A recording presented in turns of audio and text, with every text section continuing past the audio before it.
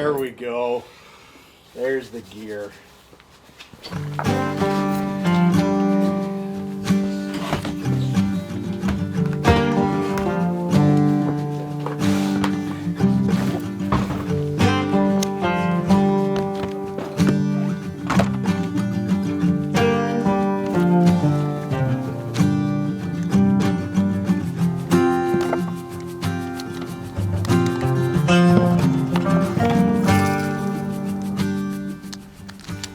All right, that's it. 15 in the hopper. It's one thing we definitely don't want to use, but if we got it for a hay bear moment, we got it.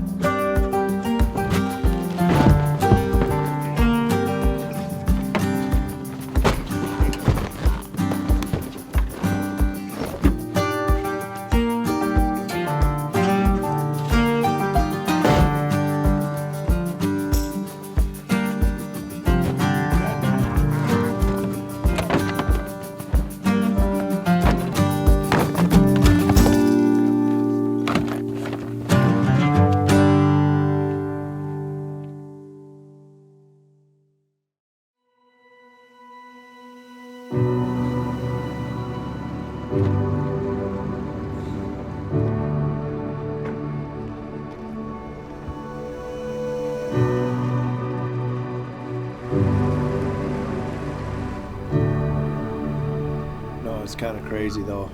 I mean, I'm sitting here 10 years later on the exact same runway looking at this thing, and it's just like memories are just flooding back, but I just can't believe we're doing it again. Well, I'm out. Time to get dropped. I love you, and I'll see you soon. Okay, I'll be in touch. Bye.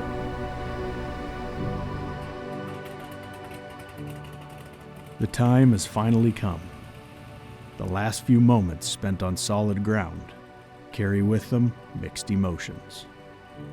The hesitation of leaving everything and everyone behind, and the allure of reconnecting with the wild, which in turn is reconnecting with myself. Saddle up the horses, weather's coming in. Need to find some shelter from the cold. Clouds are painting pictures of seasons change. Body's getting tired and shorter all the days. I'm a weathered man. I'm a weathered man. Broken down and weary. I'm a weathered man, just a weathered man.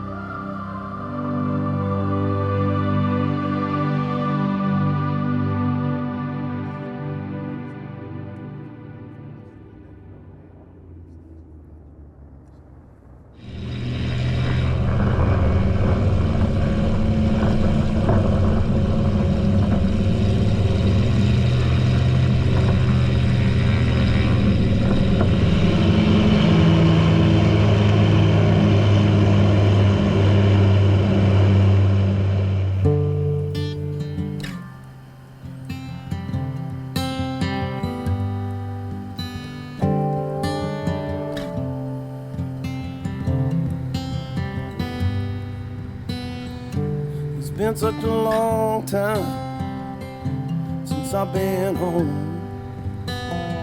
Can't seem to remember the days of gold. I've seen the darkness with my 2 eyes. Bury me in the earth if I go blind. 'Cause I'm a soul survivor. Yes, I am alive. Somewhere here forever. No, I ain't gonna die. I'm a soul survivor. Yes, I am alive. Somewhere here forever. No, I ain't gonna die.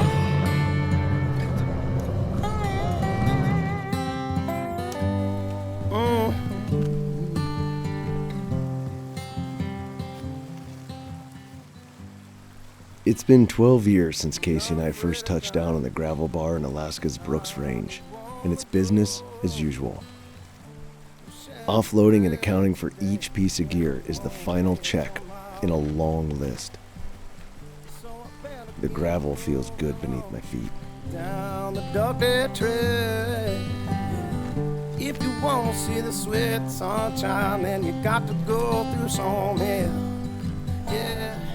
Our last link to the civilized world is set to disappear. No more sights, no more sounds, and no more smells of the man-made world.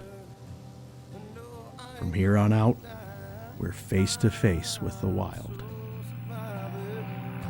Yes, I am alive somewhere here forever. No, I ain't gonna die. No, I ain't gonna die.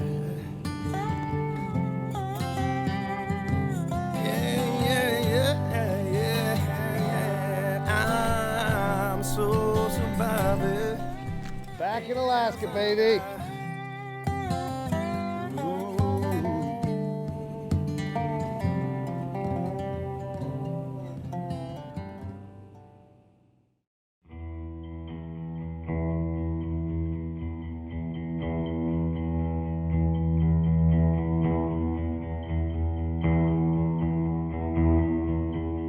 So we learned over the years, come up a little bit higher where this valley comes through, and now we're kind of in this corridor where the first time we were down below because of water levels, and when we chased Maniac, we had to come up, but we had to hike like miles to get up there. So now we're at the top because water levels are up, and it's worth it. We're in the travel corridor right here, the highway. Sometimes you just know when things are right.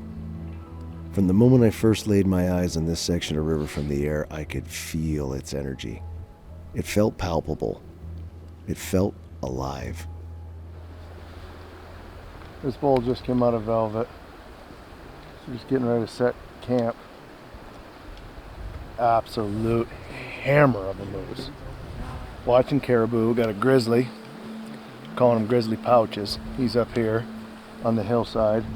Caribou everywhere, and then a giant moose just showed up. White paddles.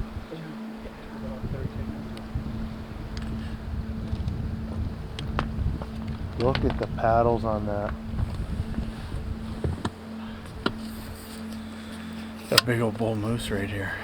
I mean, we just touched down like not that long ago. And we got caribou all around us. Grizzle bears. Now we got a big old bull. We're just gonna see if we can get some eyeballs on him.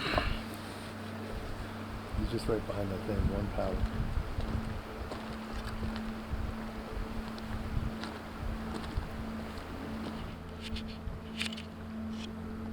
So over the years, Casey's always shot first, and he has a big caribou, Maniac.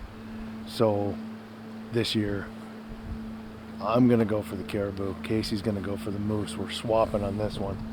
And good news is, there's both within literally 200 yards of each other. We are back on dropped. We are back. the Brooks Range. 10 years later, Project Origin started right here, and here we go.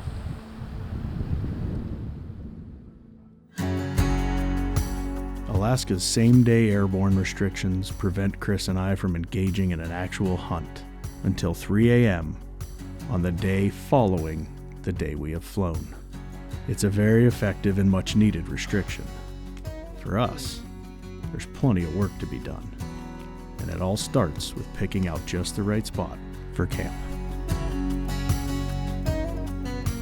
Oftentimes we can get caught up in the end game, the carrot at the end of the stick. But for Casey and I, it's always been about the process more so than the reward. We've set camp hundreds of times together in all sorts of conditions. But after a years-long hiatus, this go-round feels noticeably good. Most years it can take days, even weeks to encounter a big Alaskan moose, if at all. I can't help but feel the excitement that comes with spotting animals cruising through this valley. He's well past 50, I mean 60-inch bull plus.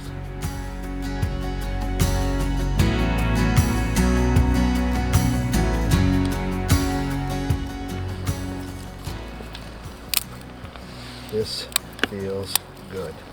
The wood boss is back on duty.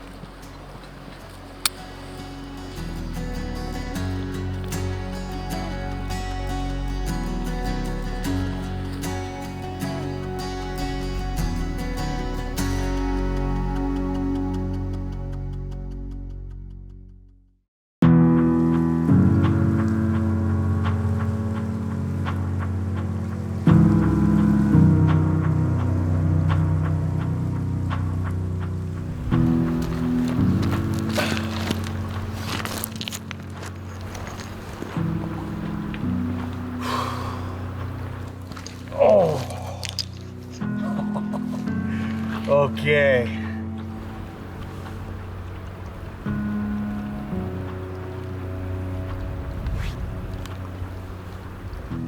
We are back. I am back. I am back in the Brooks Range of Alaska, which is where I belong. Wow. Wow, wow, wow. We are back.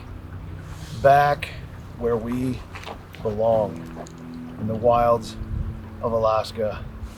Unbelievable. I'm here and I am speechless. It has been just way too long. You know, I actually did one of these, the last one I did, a journal entry like this. I said I was done. I said I would never do another one. And it's been a while. And I gotta tell you, was I wrong? Nah, there's no way you're gonna keep us from this. There's just no way. You know, you lie to yourself about kind of who you are a little bit. And you realize, or at least I realize, that this is who I am. This is what I need right here. The bottom line is, we forgot how to have fun while we're doing it. And it took 2 years of us regrouping. It's crazy to think that after all this time, I'm right back on the very same river where it all started for me. It's, I don't know. The first time I came through this area of the Brooks, I was just a young pup. You know, we set out to do Dropped as a challenge each year. And every year, that challenge became easier and easier and easier. It's like anything. The more you do it, the more it becomes easier. And we needed to take that time to go down and reflect and understand what it's like to be out here in the wild and what we miss. This river is where I kind of just took a chance on a wild and crazy harebrained idea that we had to come up here and spend a month, get out in the middle of nowhere and just have a ball. And it changed the game for me. It changed my life. We are here to completely disconnect, to reconnect, and I cannot wait. We're right into it. The amount of animals we saw coming in here, the caribou, I mean, just everything that we saw coming in here, we're hoping to be right into it. We're going to go on this adventure, and we are going to have fun. We are going to have fun. We are going to take it all in. You know, getting dropped is all about having fun. Of course, we want to be successful. We want to get meat. We want to have a ball, but at the end of it, man, we just want to have fun with each other, enjoy each other, enjoy this place for every single thing that it's worth, because the fact of the matter is that there is no guarantee that tomorrow will come. I mean, we have a mantra that we literally live every single day, that is, be alive. And it's about the moments that matter, because those moments are so important in your life. And when you live for that moment, that's when you are being alive. And for us, every moment is different. But it's this challenge. You know, people always say when you come out of the bush and you get back to the real world, I say screw the real world. I say this is the real world. Where we're sitting right here, right now, this place is the real world. And when I leave here, I don't go back to the real world. I go back to whatever it is that we created. And whatever it is that the confines that we put around ourselves. This is the real world. And you can bet your ass that I'm about to spend the next couple of weeks having fun right here in the real world.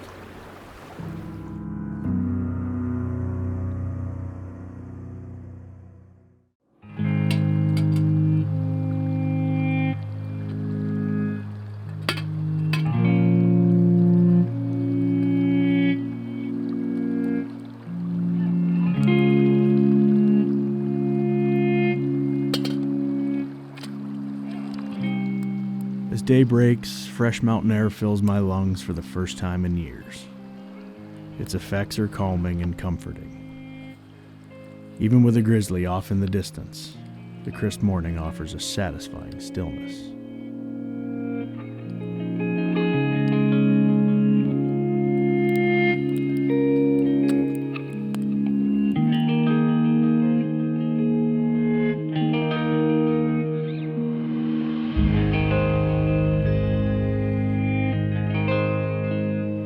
The mountain air mixes with hints of cowboy coffee and sets me right back into old form. It's hard to explain how much I've missed this.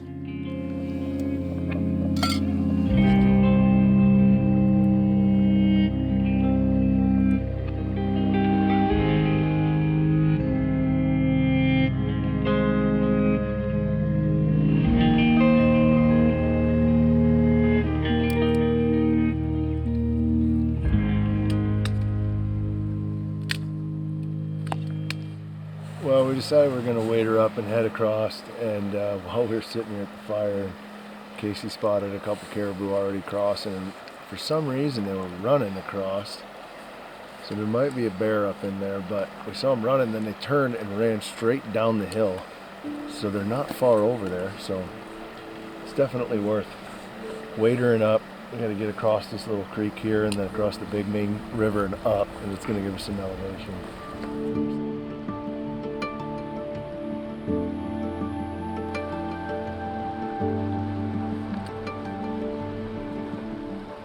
Crossing the river allows Chris and I to gain elevation, and while it's not a lot, it's high enough to give us clear views of the riverbed, the tundra, and the mountainsides.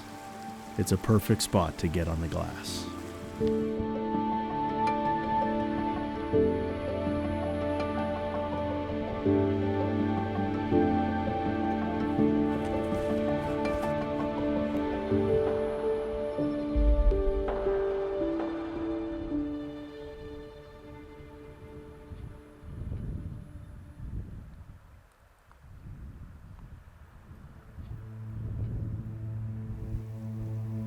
The only thing that sucks is it's open between the river and where they're at. I said it's pretty open between the river and where they're at. Yeah. Well, the wind's not exactly. No, and the wind's going this way. You'd like to see them come down that edge to get down here and wait for them.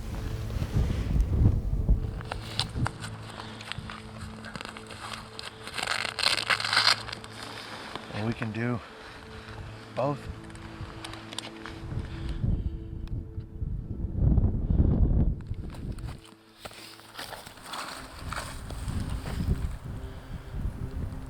do it.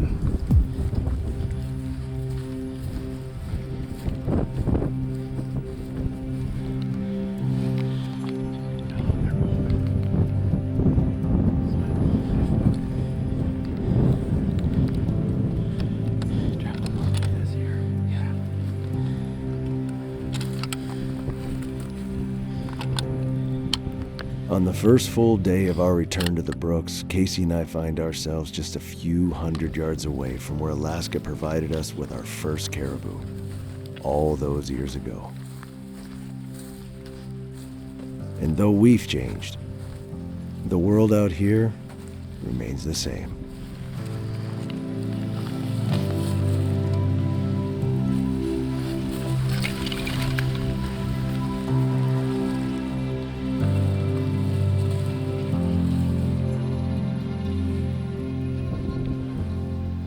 One with his head down.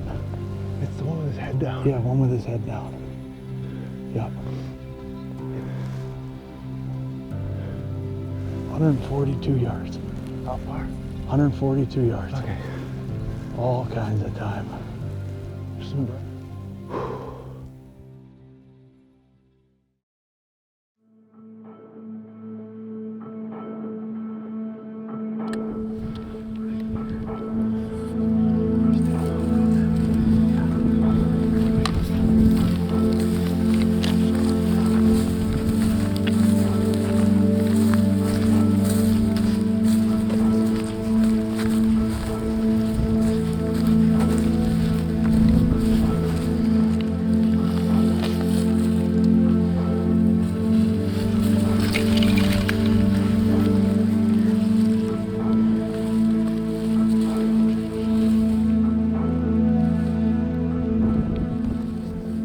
One with his head down.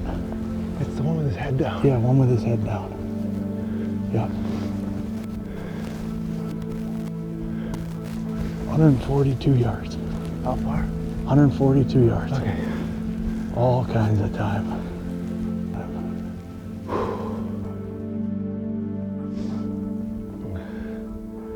He's walking right. Oh, He's got head his down, right? Yeah. Okay. He's walking. There, he's looking at us right there. Okay, you guys ready? Yeah. Saddle up the horses, weather's coming in. Need to find some shelter from the cold. Clouds are painting pictures of seasons change. Body's getting tired and short are the days. I'm a weathered man, I'm a weathered man. Broken down and weary, I'm a weathered man. Just a weathered man.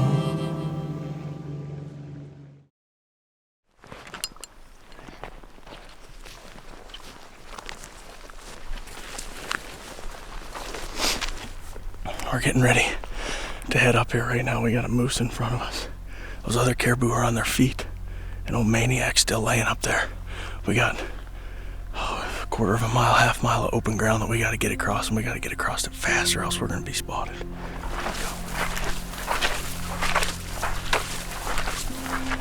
It's about a mile and a half and we are hauling it. Got to get to this brush line fast.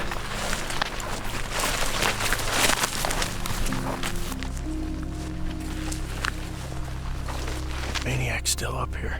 He dipped over the backside right there, and we haven't seen him go left and we haven't seen him go right.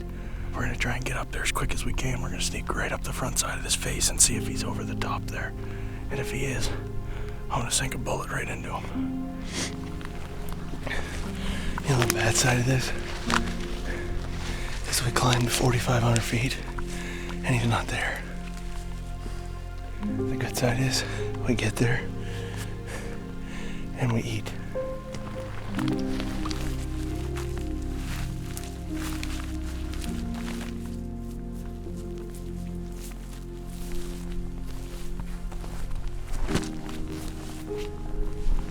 Back there. There's a big group of caribou right down there.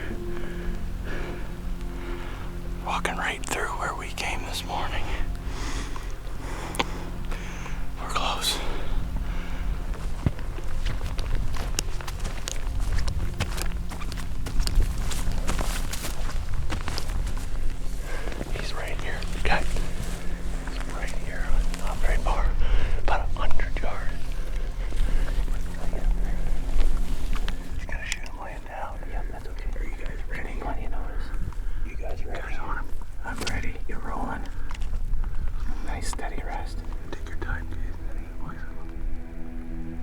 dude. Nice! Oh, come on. Yes! Drilled him, dude. You smoked him.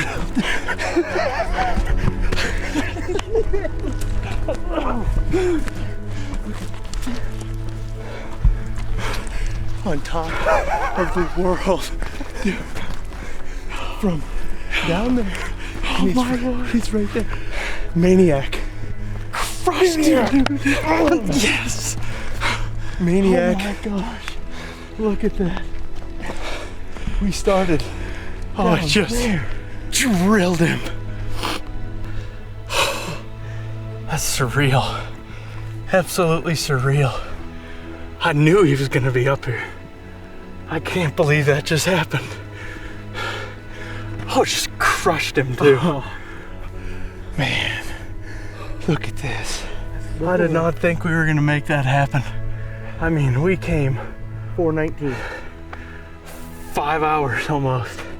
He was laying down, but his shoulder was exposed and perfect. That is a caribou that we've been watching for 2 days. And we got to be at 3,000 plus 4,000 feet right now. Yeah. We belly crawled the last 60 yards up this rock ledge right here. Dude, that was awesome. Oh, that's one for the ages, right for the books. Right? Oh. Not to mention, today is my son's first birthday. It's pretty sweet. That's awesome. That's for Ryder.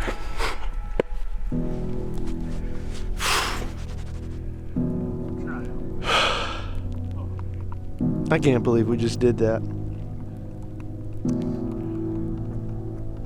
Worth every minute. Oh.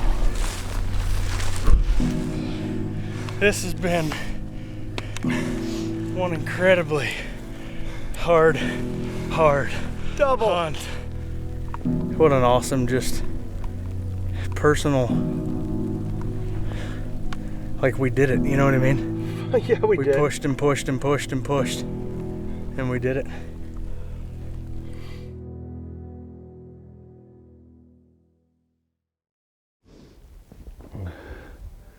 He's walking right. Oh, he's got head down, right? Yeah. Okay. He's walking. There, he's looking at us right there. Okay, you guys ready? Yeah. Let's dance. Hit him. Hit him. He's humped. Yeah, come on, baby. Come on, Should have smoked him. He's down. There, and he's down. Oh. That's how we start there. Go, baby. Oh man, I finally got a caribou. That's how we start.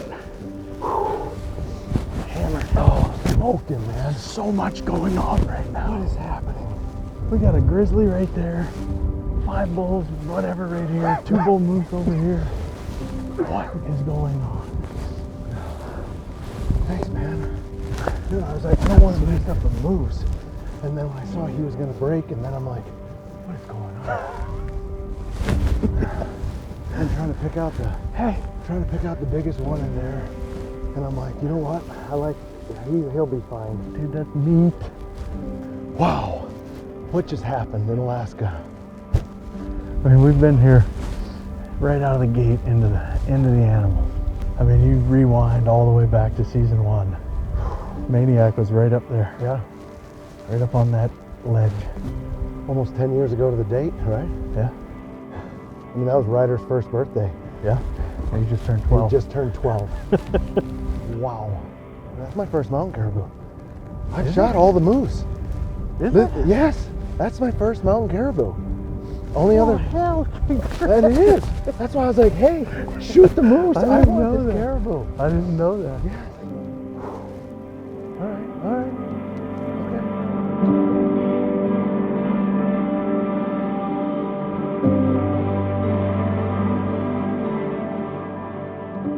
They say in life that some things are just meant to be. Call it destiny or call it fate. Whatever you call it, it's undeniable.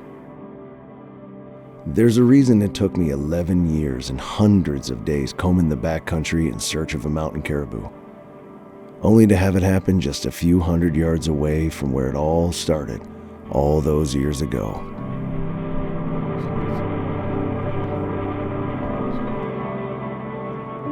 Who you do it with matters every bit as much as what you're doing. For us as hunters, it's another day on the mountain. But for us as brothers, it's another chapter in a long story of chasing our dreams together.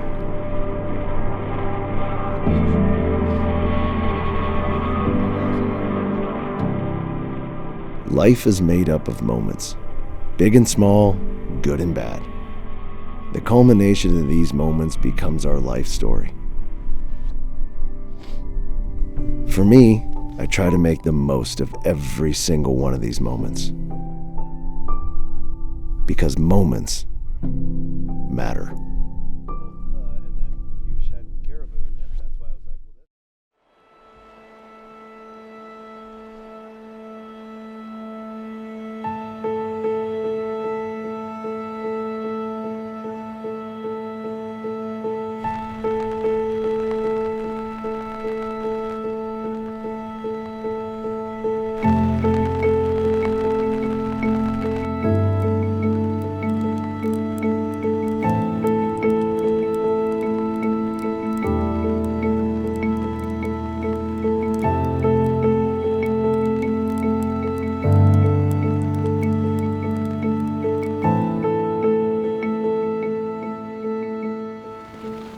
Can you hear that rain? That right there is the sound of yesterday breaking her promise. Started out awesome. Sun was shining, animals everywhere, caribou, moose, grizzlies, the whole 9 yards. And Chris smacked an awesome mountain caribou. Pretty cool when you sit back and just kind of reflect on all of it. All these years later, we come back to the same river this whole thing started on for us. And he kills his first mountain caribou literally like maybe a mile from where I killed mine. I mean, the action was incredible yesterday. Beautiful, sunny. I mean, so many animals in this valley, it was unbelievable. And then, boom, welcome to Alaska. It's the next morning and it's pouring down rain right now. We're socked in. Just glad we were able to get that boo off the mountain yesterday and get it stashed in a meat cache, keep that dry. That was so important. But to have meat on day one, to have all the encounters that we did, to know there's a big moose in the area, I mean, it's definitely energizing. One of the things that's really cool to see about being back here is just how little has changed with the mountains and everything else, but to think about how much we've changed. You know, coming into this trip, being able to get a caribou down early is awesome, but listen, we've been doing this for a decade now. We're in it for the long haul. We kind of know what to expect. Yeah, we're always hopeful that everything's going to be, you know, beautiful and sunny and easy going, but the reality is that's just not how it happens. The temperature's dropping. I mean, there's snow on the tops of these mountains right now, and it's definitely changing a lot earlier than it has in the past, so we got to be prepared for that. September the 10th, 1980. That's when my wife was brought into this world. Happy birthday, Lise. Sorry I missed another one. I seem to miss her birthday every year, and I know I'm smiling and laughing, and I just hate the feeling. That's one of the tough parts about being out here in September. Usually I miss Ryder's birthday, season 1, when he turned 1 year old. I killed Maniac right back here on this mountain. And now 10 years later, I'm missing my wife's birthday. So I love you. Happy birthday. Sorry I missed it again.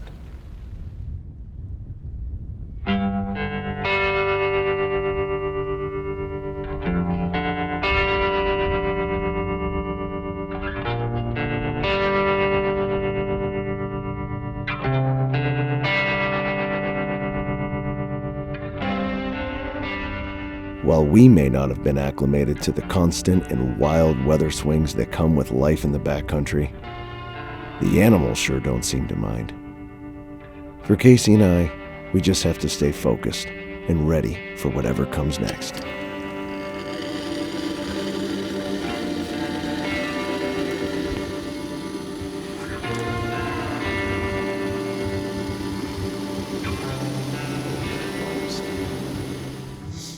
was making myself some coffee in a jet boil and just trying to watch this stuff. We've got a grizzly bear down here. We've aptly named him Grizzly Pouches, and he's down here hanging out. I can see him. As long as I can see him, I feel good. And then we got a band of caribou up on this ridge up here. So there's a bunch of big shooters in there, but they're about 1.5 miles away right now. So I'm just watching, hoping a big moose sticks his head out. The whole thing with Alaska is you've got to adapt to what it throws you. You can't like just sit in the tent and be like, oh, it's raining. Well, it's Alaska, it's going to. So what we're trying to do is basically adapt to it. That's why they make this vestibule. Sit in it. So far, it's been perfect.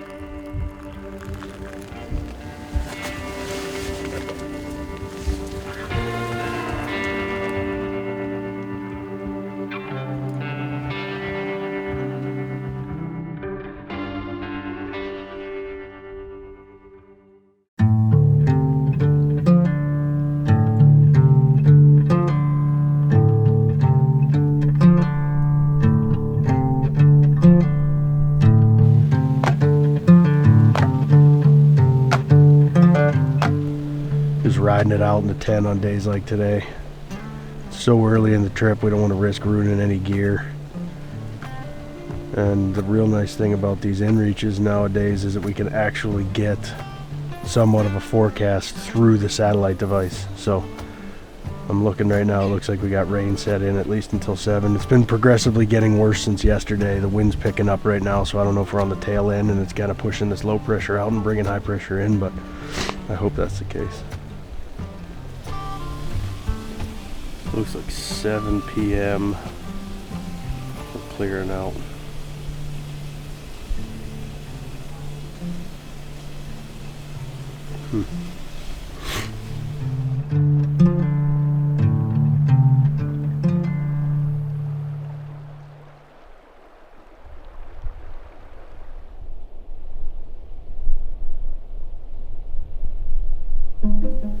Casey, you ought to see Pouches right now. He's just digging and digging. Look at him. You see him? What is he doing? The raven is trying to get in on whatever he's got going right there in that kill pile. That's unreal. Look at him. Look, there he goes. Oh, he's going after him. Man, he is quick, huh? He looks so non-threatening from over a mile away. Yeah, but my man's got some skills. Look, Raven's just mad sitting there. Look at him. You know he's calling to him right now. The Raven is. That's unreal. That guy, seriously, it's comical to watch from a distance. Oh yeah. Until he decides to get close and rip your ass to pieces. Yeah, if he comes up here, it's not going to be as comical, but look at this thing. That's so funny.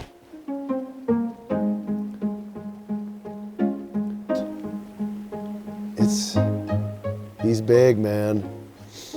He's got a heavy sniffer action going right now. He's got a really, really cool color too. Our wind is blowing directly at him. Oh, I know. That's why I said, like, it looks awesome from a distance. Like, if he were just to stay there for the rest of the time that we're here, that's fine by me. Well, every time I check, I just look and say, oh, he's right there, and then I'm good. Yeah. It's the time when you come out here and he's not there Yeah. that we got to worry about. Yeah, he's quite something. I mean, he literally, so far, he's buried it, fed on it, slept on it, laid on it, rolled around on it. I mean, it's just like he doesn't want to leave it. And every raven that's come over there, he just chases it. He's so proud of it. Look at him. That's awesome. And back to sleep.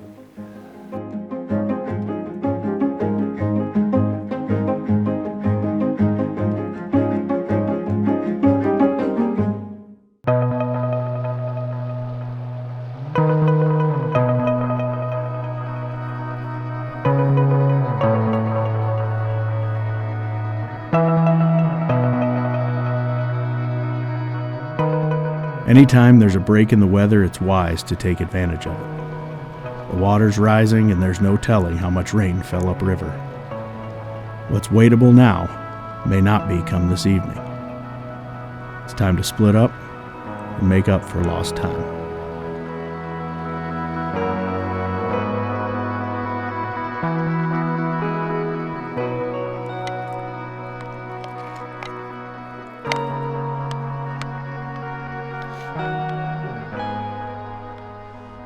There's something so freeing and relaxing about camp life, especially after coming off a successful hunt.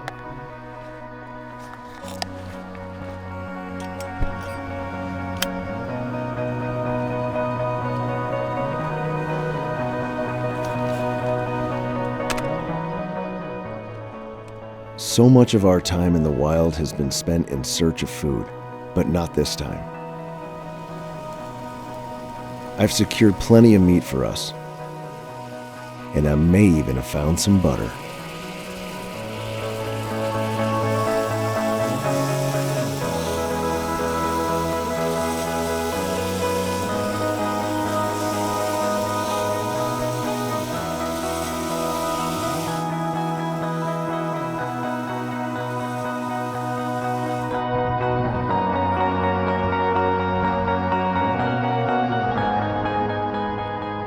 So far, this valley and this river feel like home.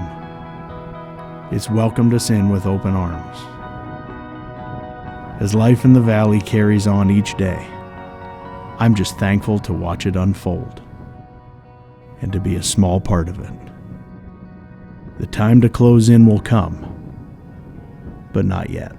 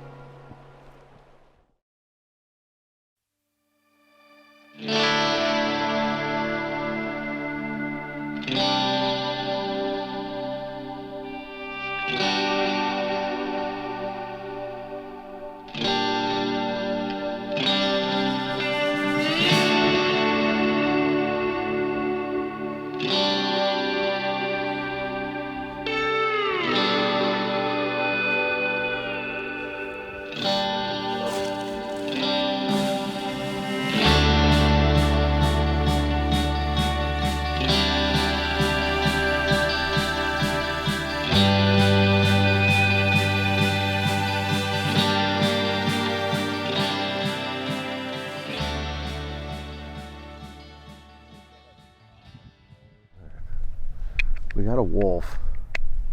I just looked over and it was so weird. It was running so fast. And he was right on the, oh, here he comes. He's coming out on the gravel. Oh, that's awesome.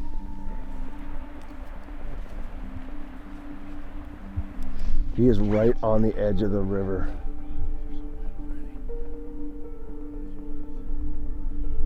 It's like he's trying to figure out, he knows there's something because he keeps nosing, smelling.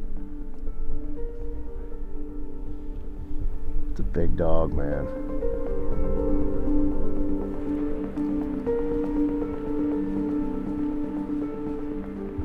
We just got up top here to the knob, and Chris spotted a big wolf right over here, kind of in that territory where that grizz has been.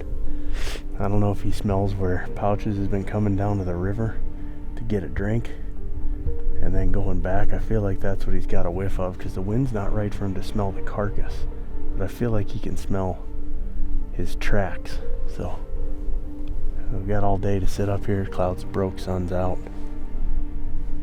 Hoping for a good day. It's a hell of a good start.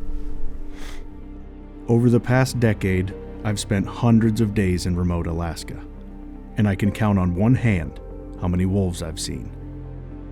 Without a doubt, their keen intellect and wary ways alert them to my presence, and they slip back into the distance without ever exposing themselves. A true apex predator. He's two-tone. God, he's cool. He's almost got like black down his back.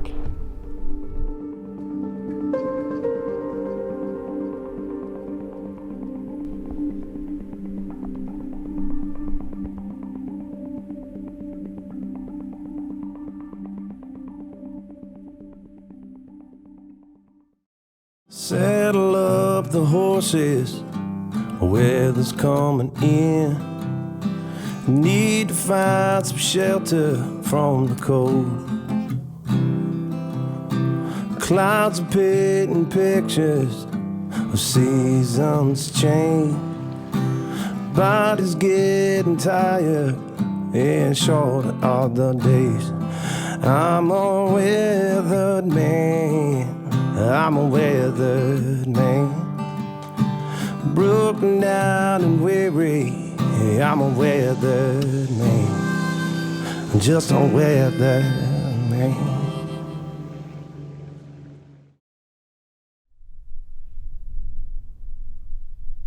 Just taking the time to cape out the head on this caribou. I am gonna Euro mount this guy just because I love the way that looks and it'll look good in the barn, so I don't need to keep the hide, but the hide will start to rot. So cape him off the head. I've caped thousands, literally thousands of animals off the head, so just a perfect spot to do it while we're waiting and glassing up here in case he's glassing. So now I just try to get as much meat off the actual skull as I can, and later on I'll take it down to the river and wash it off, and it'll hold a lot better.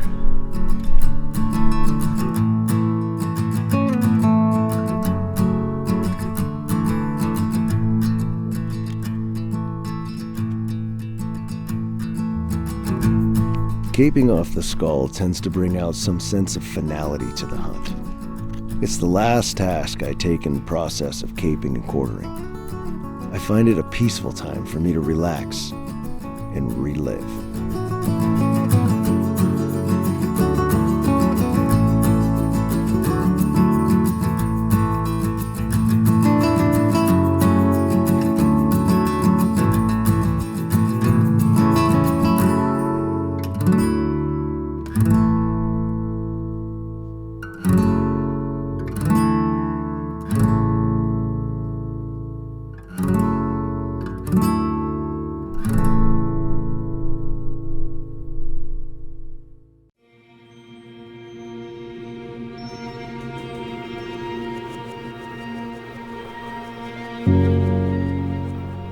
So as non-residents here in Alaska, we actually cannot hunt grizzly bears.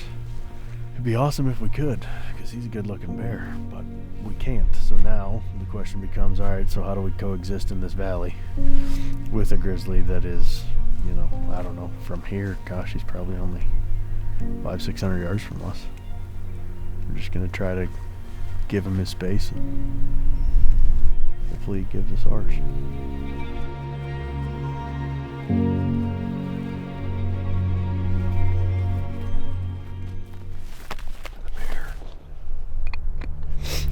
We got a grizzly chasing a wolf off of a caribou carcass right here. And I mean, it's like, it's unbelievable. This is so awesome, dude. This is so awesome. Look at that wolf, man.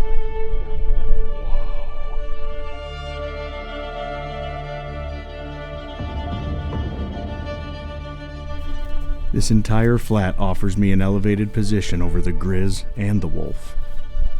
But the lay of the land forces me to change my angle of approach in order to get into the action.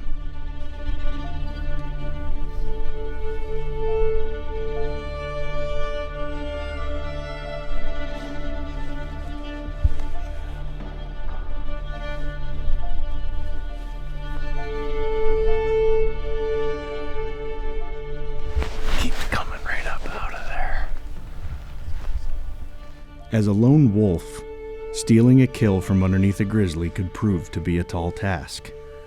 But this cunning wolf seems hell-bent on making it happen. After all, winter is just around the corner.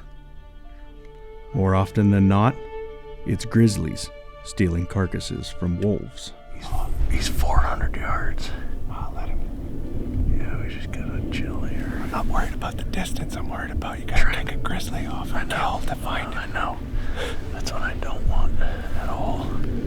He's coming this way. Slowly. Here he comes. I think he's gonna make his way over here. Yeah, let's just be patient. Grab that rangefinder.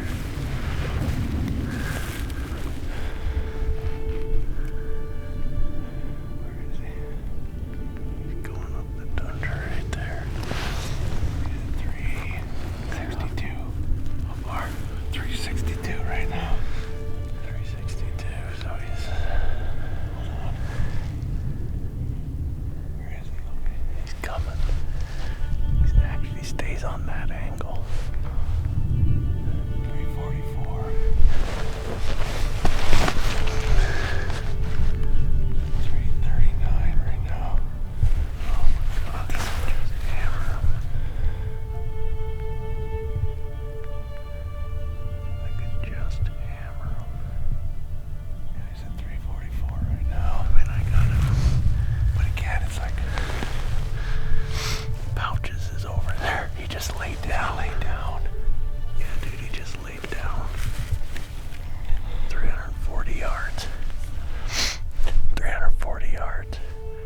Giant ass wolf. And he just laid down. He's too close to a grizzly. I'd never be able to get in there to get him. There's the grizzly right there. See him?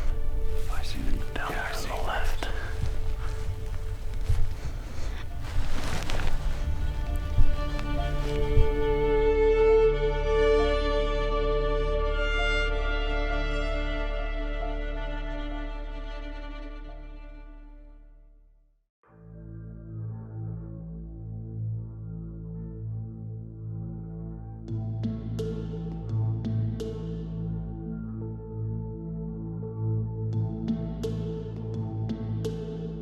Alright, let's run through what we got. We got a wolf. We got a giant wolf right down here in front of us, 340 yards. And about probably 250, 300 yards past that wolf, we got a grizzly bear. I can shoot the wolf. I cannot shoot the grizzly.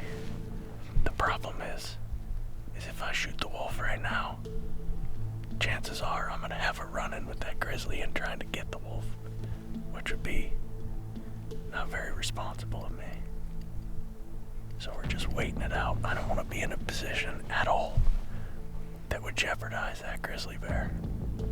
I don't want to put that bear into a position where he's just defending his turf and his territory, and I happen to be in the way, because I do not want to have a run-in with him, for his sake more than mine. So we're just gonna sit here and ride it out. And if we don't get a shot at the wolf, so be it. That's how it goes. You got to see him anyway. Yeah. Just rare. So cool. He's so awesome. After hours of an intense game of zig and zag, I never fired a shot. In all honesty, I'm completely fine with that. Watching that wolf defeated but not down trot back into the abyss is a feeling I'll never forget.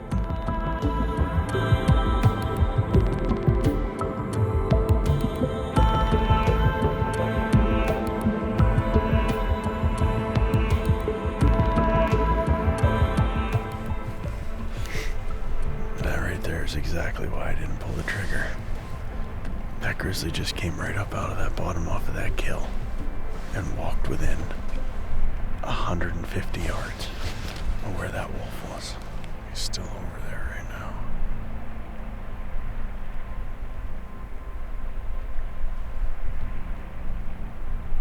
Phew. So awesome.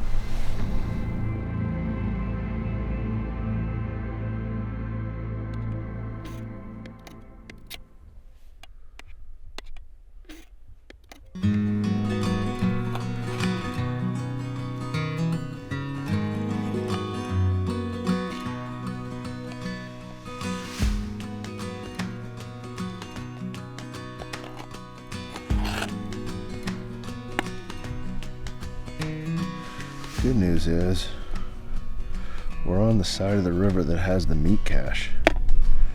So, with our jet boil in hand, when we get a little rumble, just go down to the meat cache, grab a nice clean back strap, cleaned it all up, and now we're slicing it super thin. Gonna have a little meal up on top of the knoll here today. How tender that is.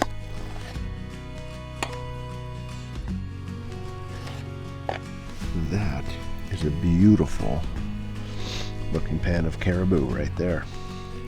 And whatever you don't eat, just take it for later.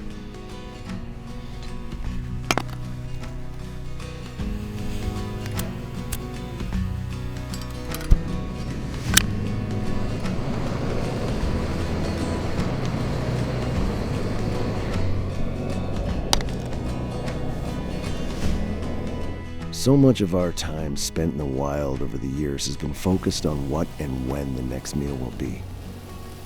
But this time around, those worries couldn't be further in the back of my mind.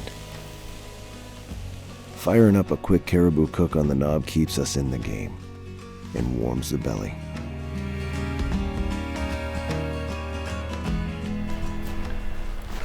How's this?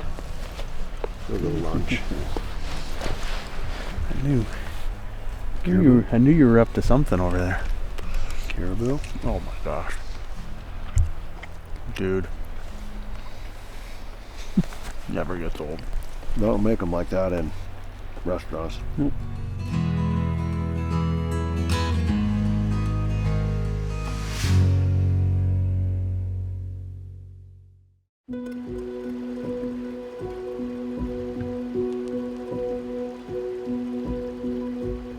Made it through another night, which is always an accomplishment out here.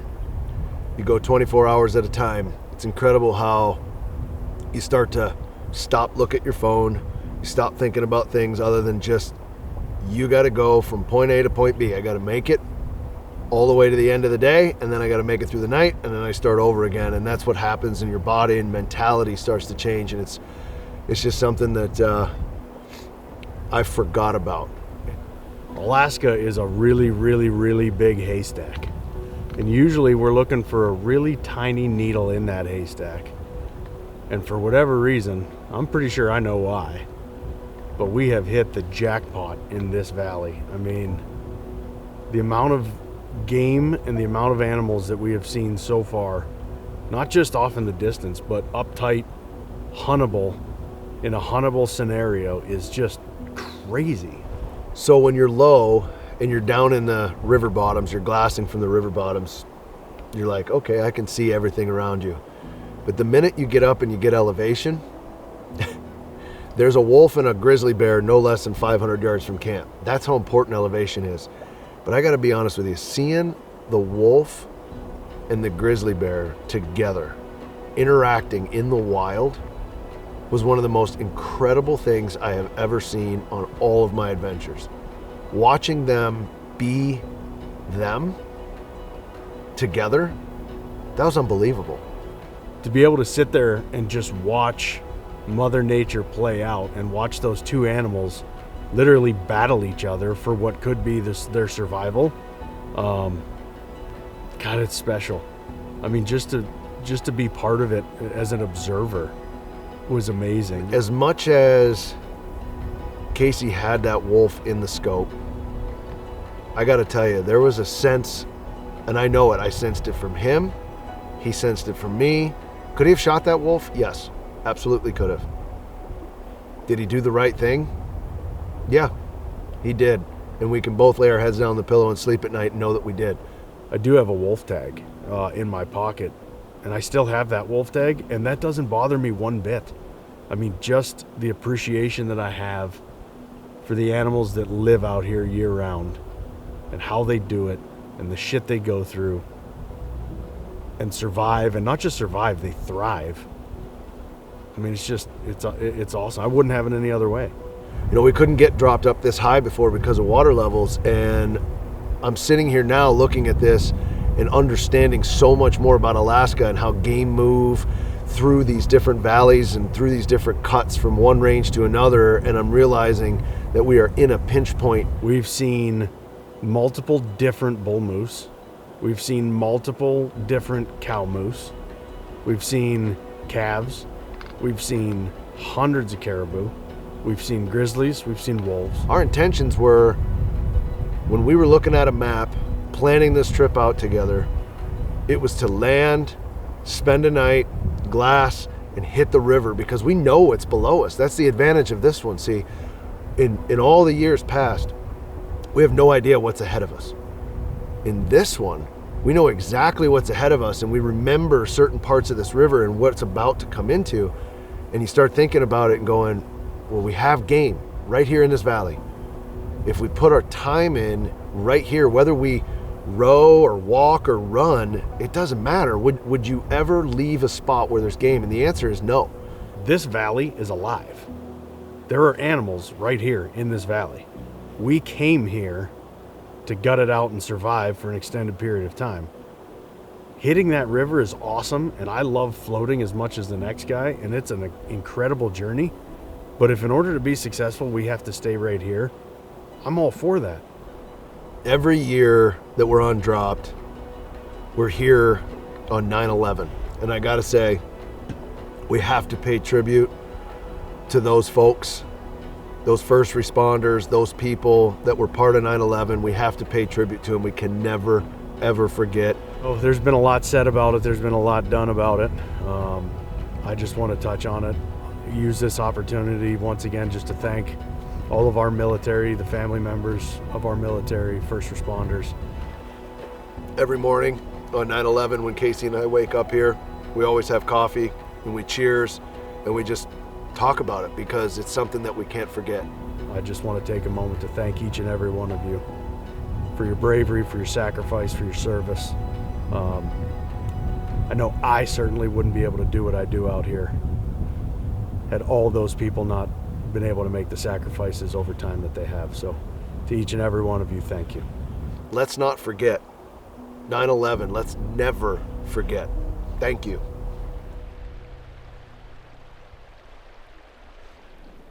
It's 100% a bull moose. I saw his entire paddle go like this, and then I saw it turn back like that. I can see it about the way, but if you look at distance-wise, like 50 yards up. Yep. Right in the middle of the... Yep. Basically, elevation is where that avalanche slide is. Yep. The bottom of it Yep. comes straight over to the right. It's like that same elevation. Yep. I think that's the big guy. I can't get a good look at his brows yet, but man, he's got really, really white paddles. I got him, Case. I got him.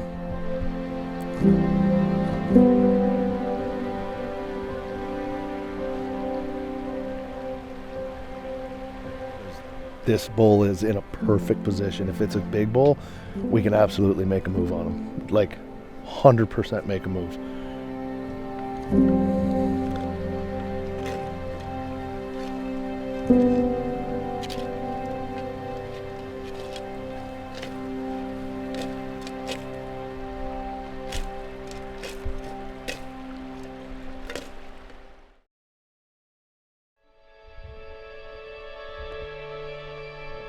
It's 100% a bull moose. I saw his entire paddle go like this, and then I saw it turn back like that. All right, my angle's changed.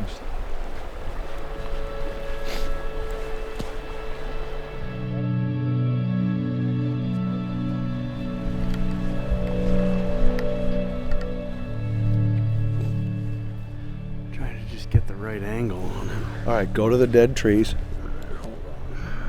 We're gonna be more right. I'm just trying to find the slide.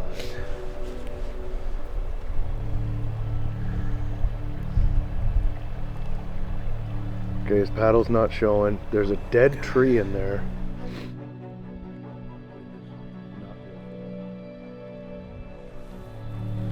Our wind is not very good for that setup right now, unless we're on this downside of him.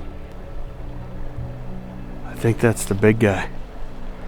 I can't get a good look at his brows yet, but man, he's got really, really white paddles. He's got pretty decent spread. Is if we get across and just hug the river tight. Yeah. To almost make it so that he's got to approach This way. to keep him from kind of going down and catching the wind. I bet if we called, he'd pop himself out through there. That's where I'm at. Like maybe if we just got in the middle island here and just started calling, beating brush.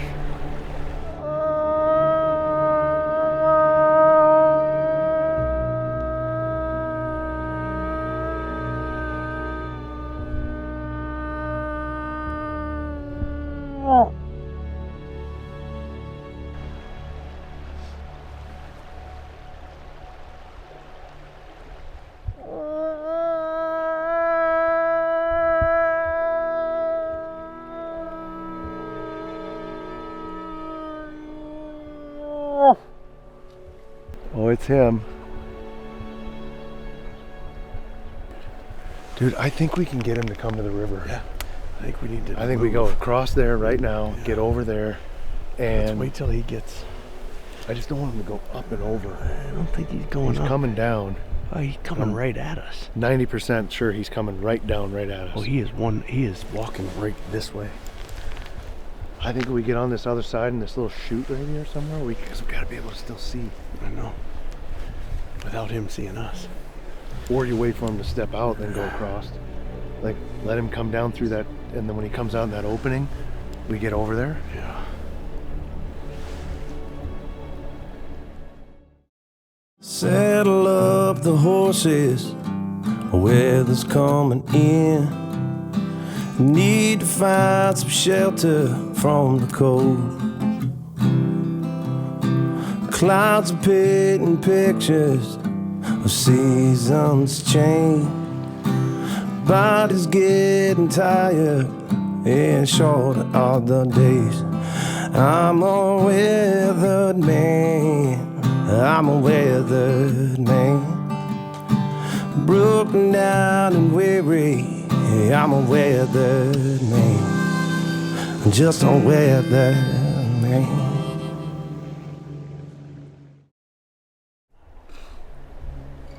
Oh, it's him, Casey.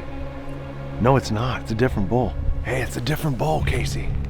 This is a bigger bull. He's got a split left paddle on his. I think he got 6 brow tines on his left side.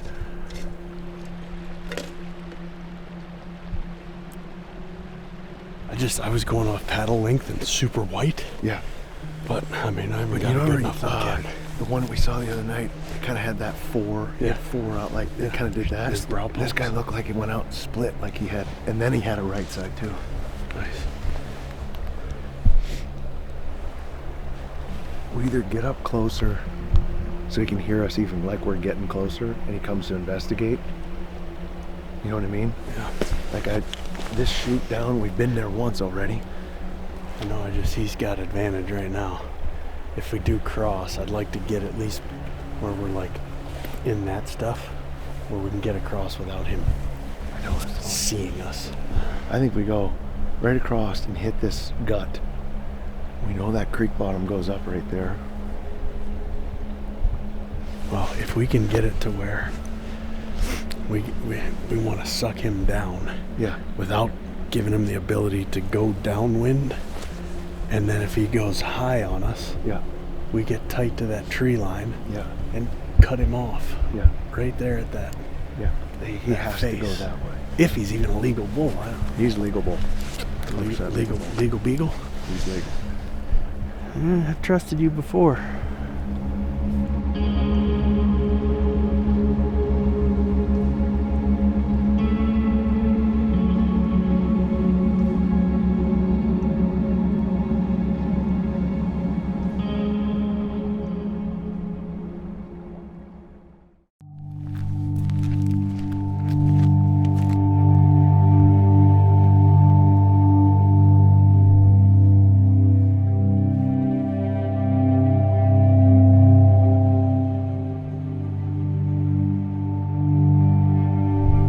There's one bull up in that we can spot. The other one's gonna be so tucked in the trees, it's not gonna matter.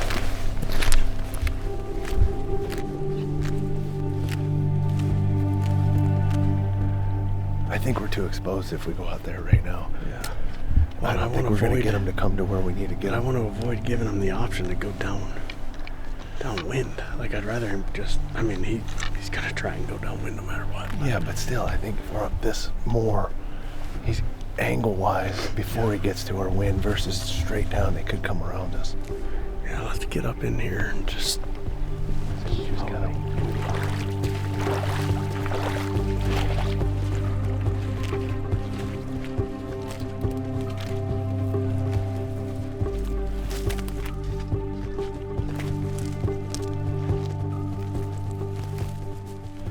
I'll stay out to the edge and see if I can see either of them. You gotta get eyes out there. I'll stay in here and call and rank.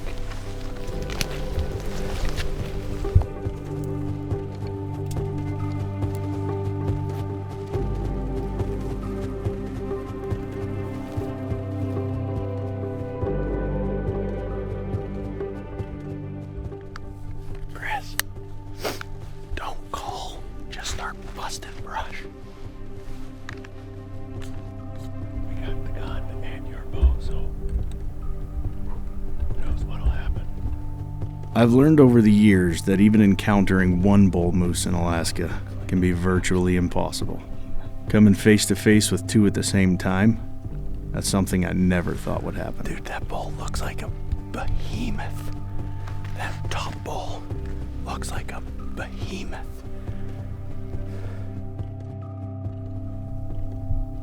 I don't know if it's just the angle I'm looking at him at or what. A cow and the right to breed is on the line. It's all beginning to make sense. It's the second week of September, and the intensity of the rut should be growing day by day.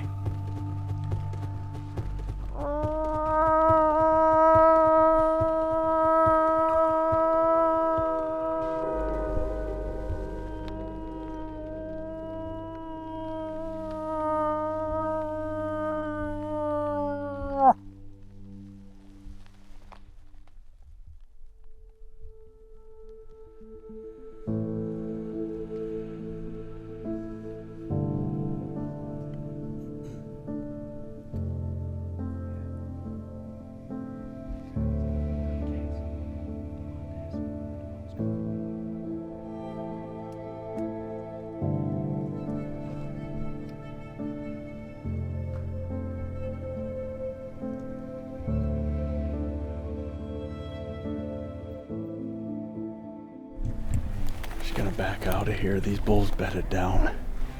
We can actually see the one up high really good. We can't see the one down low. And we have a better vantage point from back towards camp. This is a great spot to call them into and hunt them. But we can see them if they're on the move from back there. So, starting to sprinkle a little bit, but we're actually, while they're bedded up, we're just gonna back out. Be able to see up in here, no problems from a distance. They start moving, we'll start moving. We've been seeing a lot of action back and forth, so we got about 2 hours and probably a better vantage point from back at camp, so we'll head back there. There's a little system moving in right now. Got the vestibule, get underneath that, get a good glass on them, watch them. Now that we know this terrain, if they move, we can move just as fast.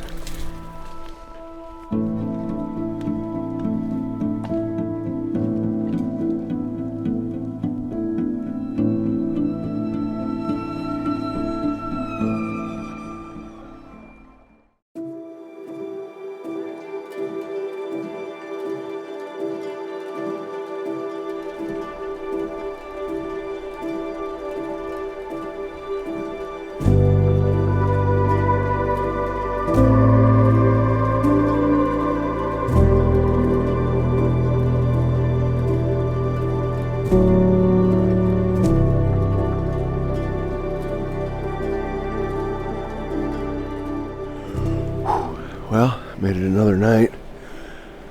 The sun is just cracking here. Wanted to get up and see if we can locate those moose from last night, because you always run the risk. You're going to bed, they could wake up, they're gone. Well, we got a little better luck than that, because we woke up and they're closer. They're all three right exactly where they were 8 hours ago.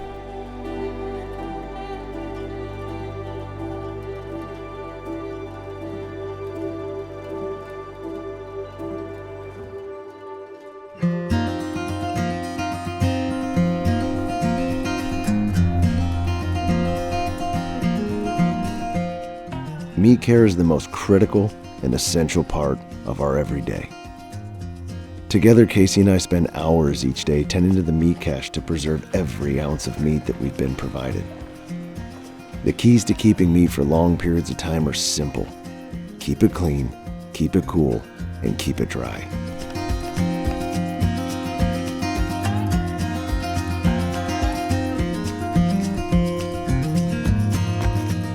Citric acid is an amazing tool in the backcountry hunter's meat care arsenal because it has the ability to stall the development of bacteria on game meat by balancing the pH.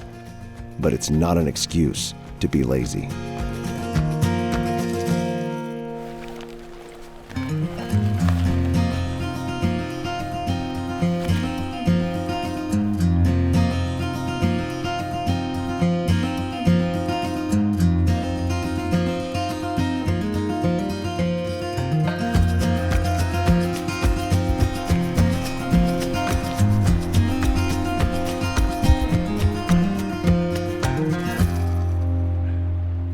So right now what I'm doing is checking the meat temperature.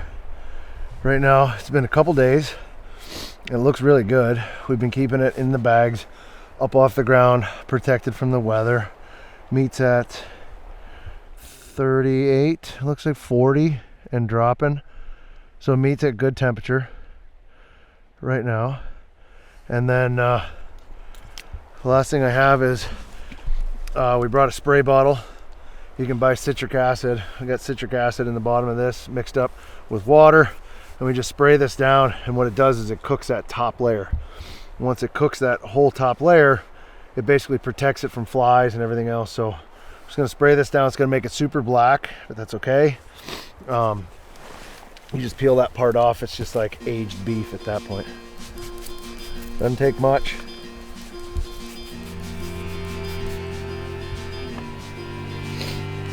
And then what I did is I took off a hind quarter right here. I'm gonna bring this back to camp for Casey and I because this hind quarter has got flank steaks, 2 on each side, and it's got a roast in the middle.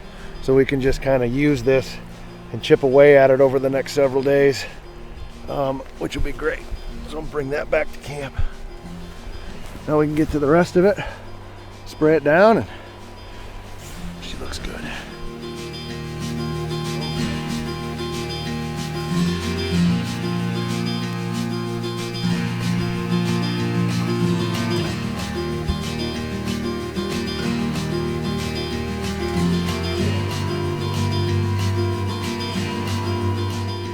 Monitoring the meat is an involved process that is worth every second it takes to do it properly.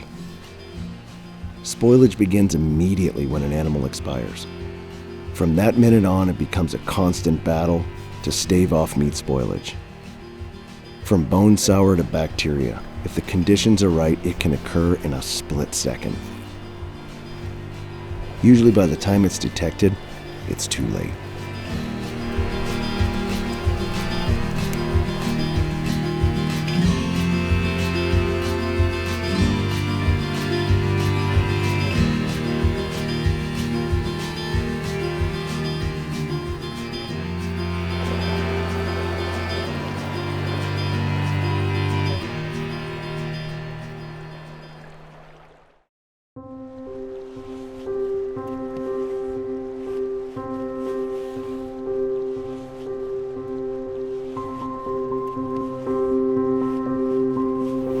Well, this morning was good. It took some time.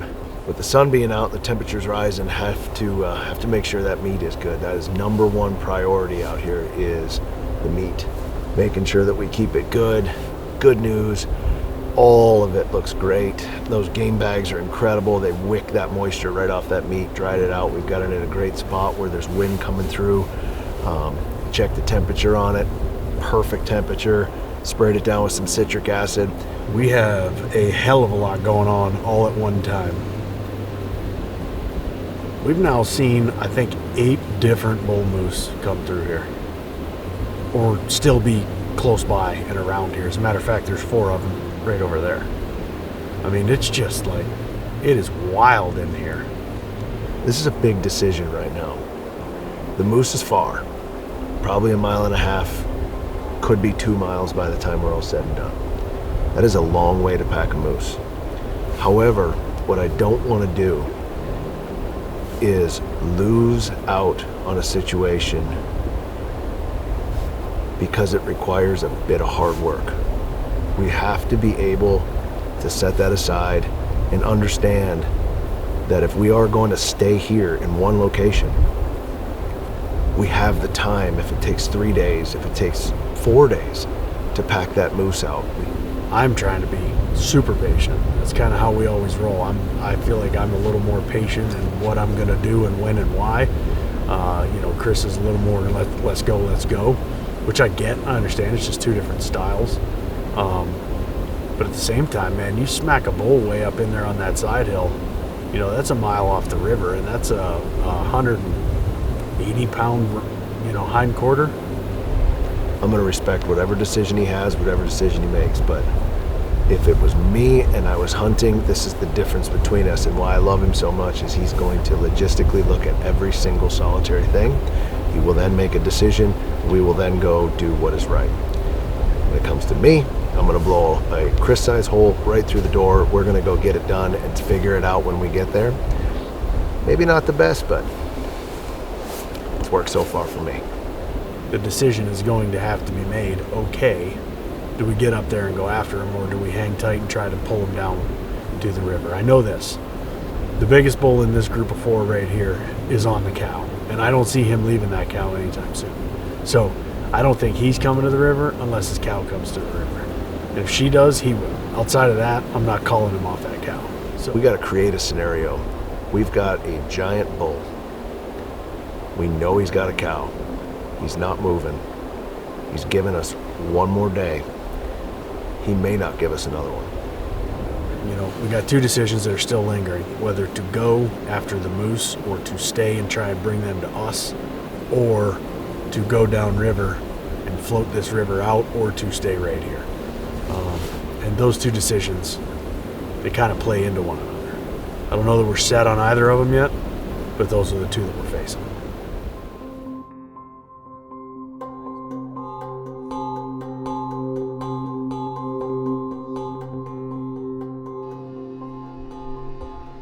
That's unbelievable. I just looked out. I thought the giant bear was coming. Had a big hump on it.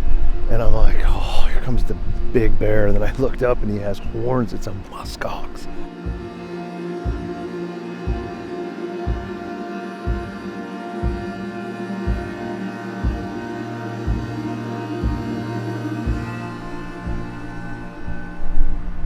That is a big old bull.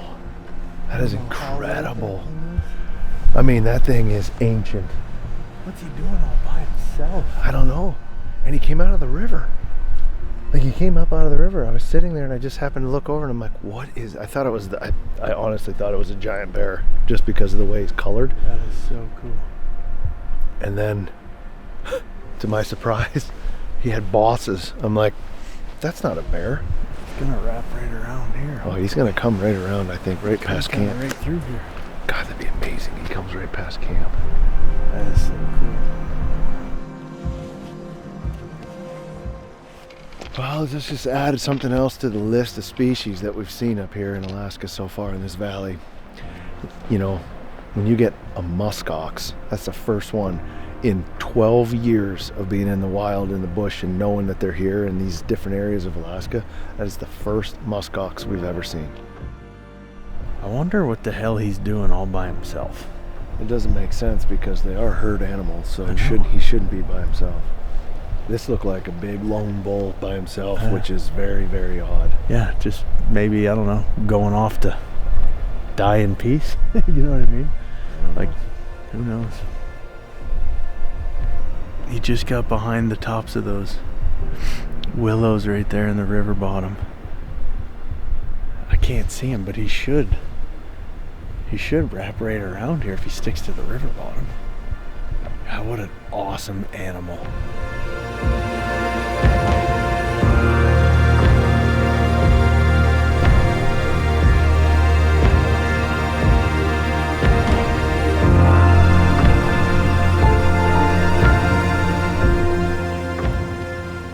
Such a badass animal, such a tough animal, man.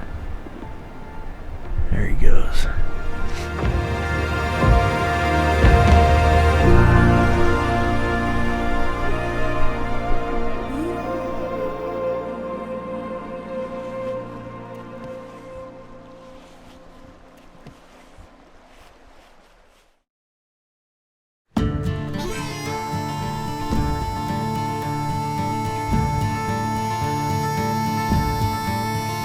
Got a ticket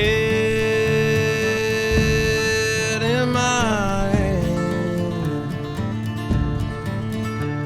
A woman sat next in line. Boy,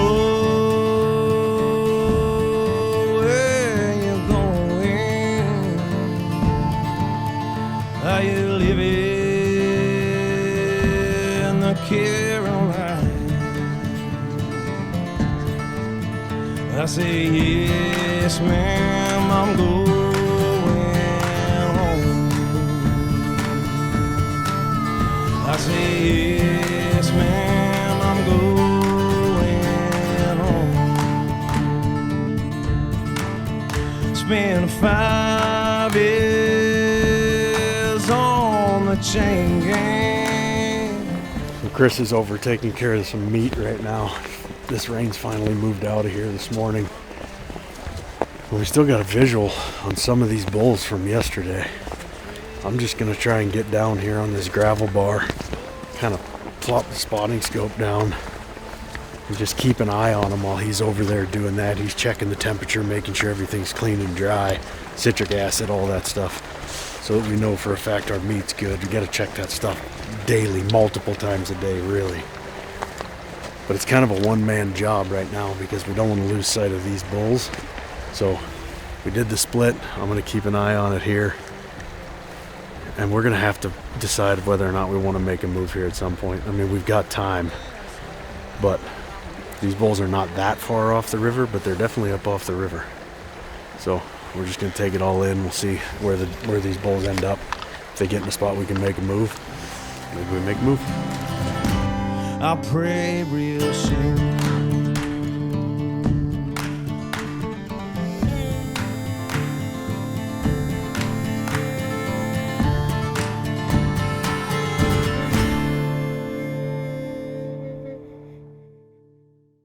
Saddle up the horses, weather's coming in. Need to find some shelter from the cold. Clouds are painting pictures of seasons change. Body's getting tired and shorter are the days. I'm a weathered man. I'm a weathered man. Broken down and weary. I'm a weathered man. I'm just a weathered man.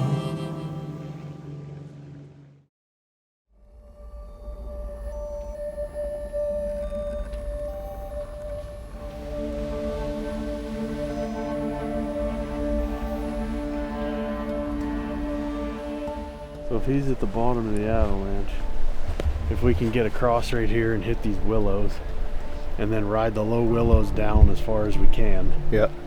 then pop through, somebody stay there to at least have eyeballs on them, and then I'll boogie across and try to get to the other pine spruce line there. I'm gonna go Y for yes. We good with that? Big Y for yes, I see him. You're good. Yep. We'll do the full blown, like, shut it down like he's gone, Yep. which is just waving, right? Yep. And then coming, I'm gonna do the full on, like this, like alrighty then. Sure. It's like that. See? That means he's coming. Get ready. Okay. Let's hope I see that. I'll you do that one more time. Like this.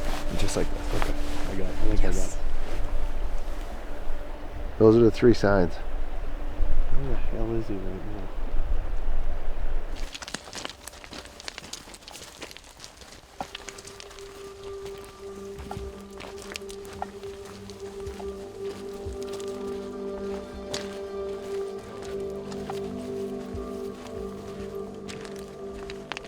After watching from a distance for days, it feels great knowing we're about to make a move. I see her, yeah. I see him. I can see him. He's down to the right of her.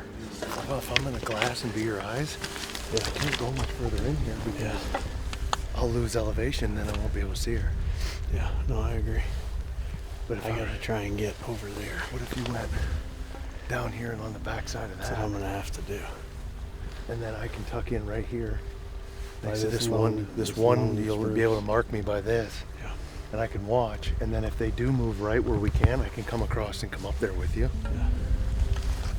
All right, well, they're on their feet, so I want to kind of get. Scoot down here, cut up, wanna and get then go on the going back side of those willows. That's why I'm going to come from that way as much as I can. All right. Rock and roll, dude. Get it done. I believe in you. One of the first rules of moose hunting I learned years ago is simple. Don't be a hero. Heading off the riverbed and up into the hillsides puts me at a disadvantage. But the conditions are as good as they're going to get for a stalk.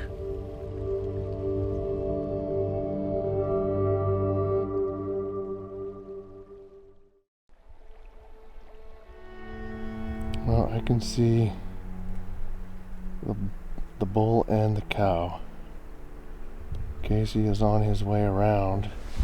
The way the elevation changes here, if he comes in downwind without me spotting, he's blind completely. And we can use hand motions to basically move where he needs to be. So we'll see what happens. Right now Casey's making his way up this point, and I can see both. As long as I see the cow, we're gonna be in good shape.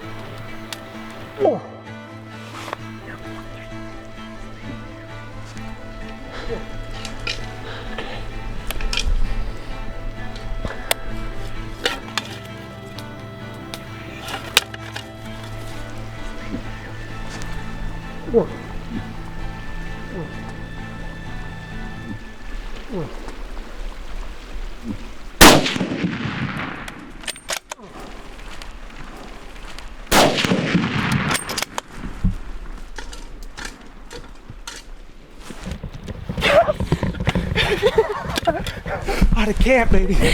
Yes. Out of camp. Yes. Oh my God. Dude, out of camp. Dude. I was sitting there after I called, and I just heard, and I turned around, and here you go. Through the trees. Dude. All day long. Crushed him. We've been sitting here. Okay, listen. We're gonna go for the bow, but we're out of meat. He was coming, but you know what? We got a bull down right there on the other side of the river. We don't have to pack him. He's right there. We took him, 300 short mag, On the ground, baby. Let's go. Oh, he's a beautiful moose, too. He's legal. Oh, absolutely. Beautiful. I can't believe that just happened. We hammer drinking coffee, hanging out, coffee, in camp, hanging out. You know what? That's why you do it. All day we've been sitting here just calling and raking. We just pick this spot and Casey just goes, bull. Big bull. Literally sitting drinking coffee and he just got done calling and he goes, bull. And there's a bull. Nice job. Nice shot, brother. Nice shot.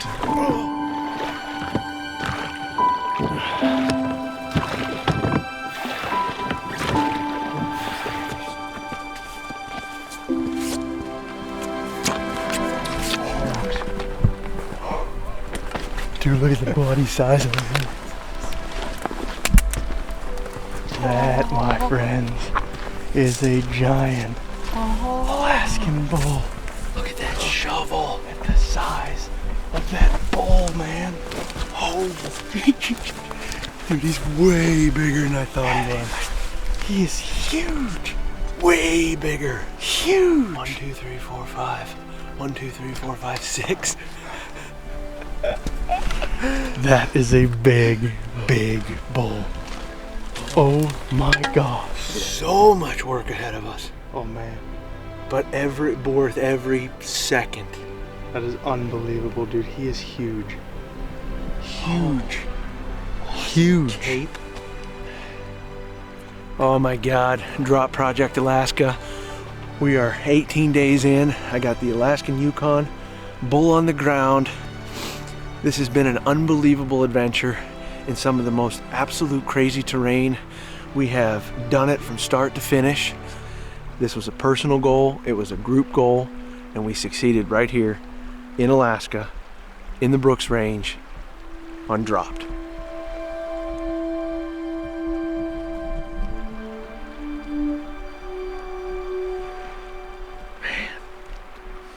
Man. Oh man. This moose means more than just a trophy on the wall. No question about it.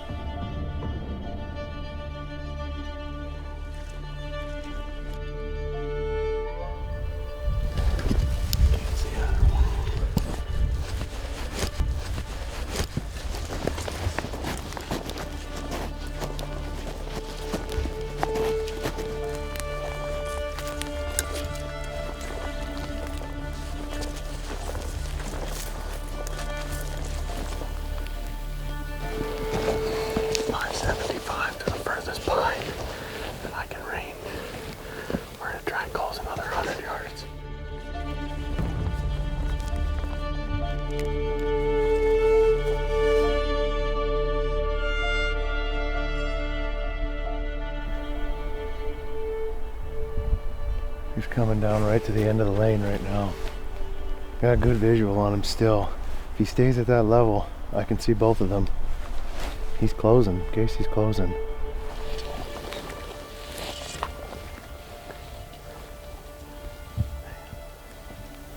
Screw it. Let's ride this up a little higher. Not much. Just a little. Sometimes it seems each new step changes my visibility drastically.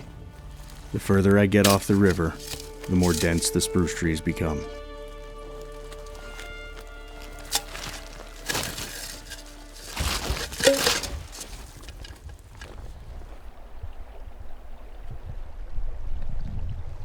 Knowing how territorial this bull was last night, I'm hoping that Casey can get in there and start to rake.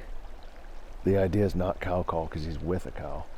So start beating up brush, start grunting. And I think he was territorial enough where he's going to answer back and start coming down the hill.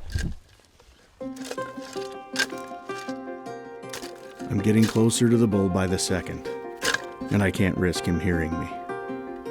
Raking my way into the thick stuff provides a cover sound that can drive an old bull wild.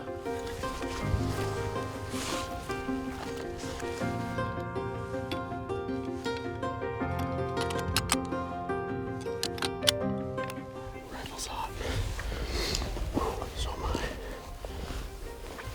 We got up in here as far as I'm willing to go. We probably got about 350, 400 yards to where he is. At least where I suspect he is. And this wind is still kind of quartering. I'm not willing to push it any further than this. So I'm going to sit here. I'm going to see if I can bring him up out of there. We'll find out. I got the boat and the rifle.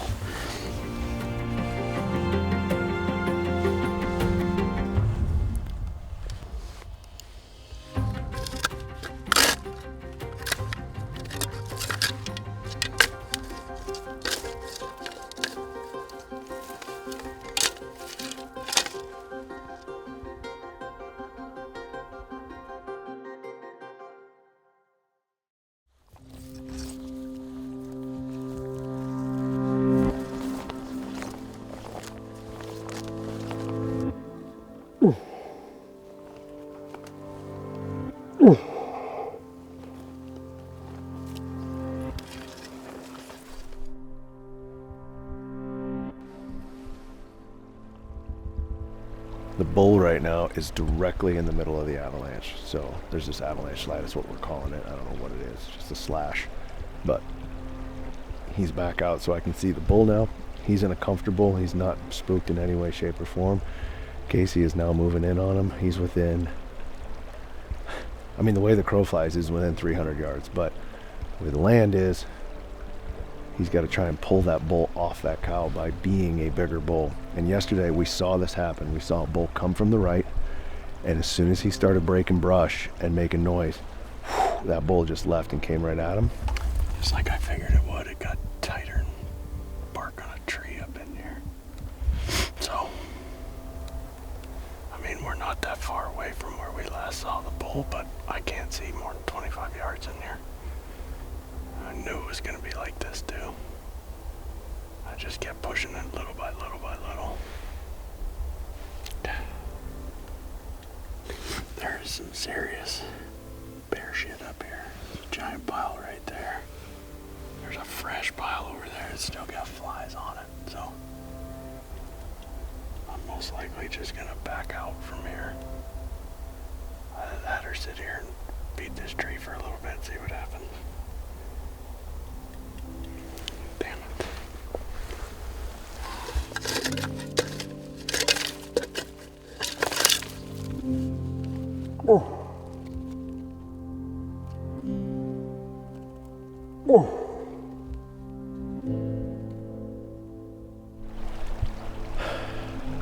It's hard to be the armchair quarterback, there's no question, because I don't know what that terrain's like up there. You can only assume what it is, which is not good.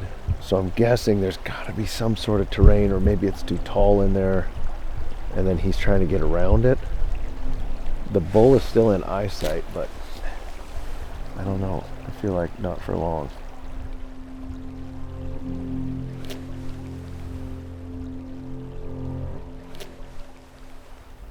I mean, we got up here and it's nasty.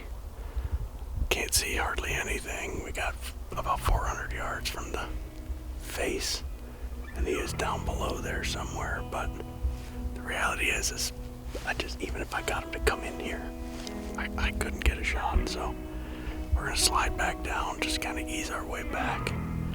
Hopefully he's still in here and we didn't check anything up.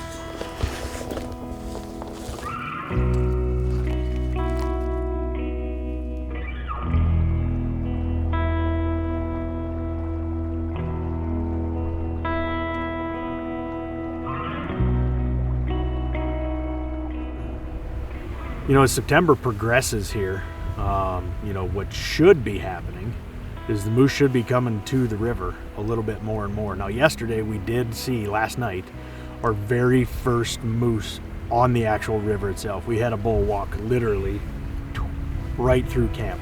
Because of the time frame, it's earlier in the month. Now we're getting to the point where they are starting to drop down out of the mountains and they are coming to the river. We had a moose last night at 7 o'clock walk directly into camp. He was not a legal bull, so obviously we didn't shoot, but it was good to see the bulls actually coming down to the river. For the most part, they've just been up on these side hills. And you know, I'm not really sure why that is. I'm certainly not a moose expert, but they've been up on the side hills, kind of off the river a little bit. I think ultimately that's what led to me kind of going up in there. You know, I glassed that bull Durham there, glassed that thing for 2 days. I mean, he moved like, I don't know, 100 yards or 150 yards over the course of like 48 hours. So I think that was just one of those, like, maybe a little bit of impatience on my part to get up in there to see if I could make something happen. So now we're at a time where I can start calling from right here in camp and start just using these points for glassing and see what's coming. But right now they're responding. So instead of going after them for 1.5 miles to 2 miles, you can get them to come to you. That is a major difference. And it's a difference of 3 days. This should be the start of what becomes a pretty damn intense rut right here on the river.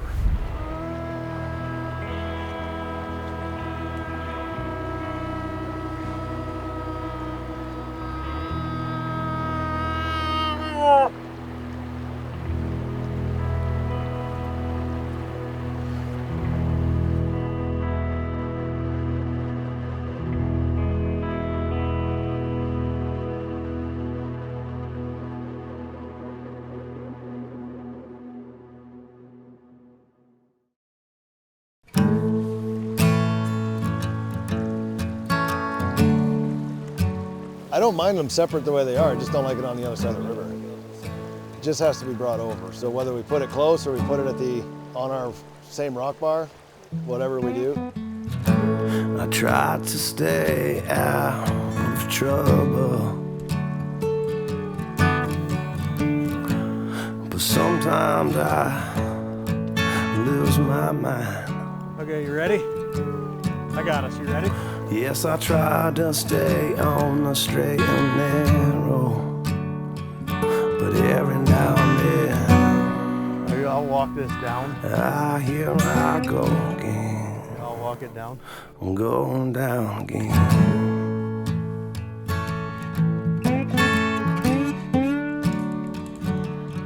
Going down again.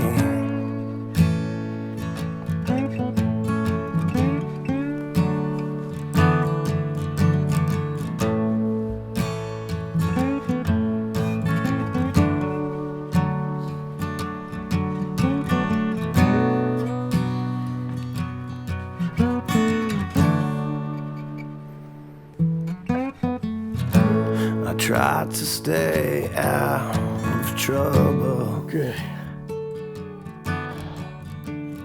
Disassemble Sometimes and then get everything packed down, packed around, get it across. Yes, I tried to stay on the straight and narrow, but every now and then here I go again. He's going up now, Casey. Going down again. Saddle up the horses, weather's coming in. Need to find some shelter from the cold. Clouds are painting pictures of seasons change. Body's getting tired and shorter all the days.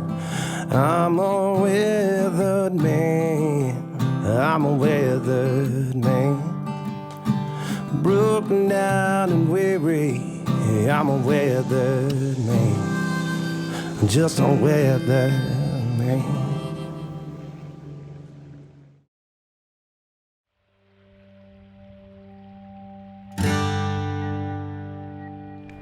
That's what we want. If he goes up, he's going to get up in there, which is our best scenario, because at that point he'll leave us alone. Now that doesn't mean he's not the bigger. We did see a big bear, could be Patches, could be a big bear, could be we don't know, but it's either way, it's a Grizz and he's headed up that way. So hopefully he keeps going, catches the wind and stays up there.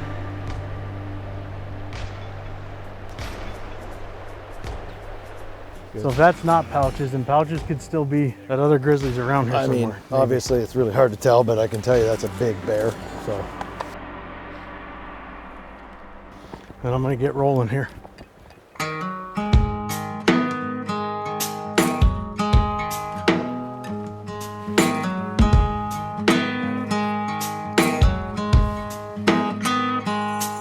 The time has come to move the meat cache a bit closer to camp in order to maintain visibility.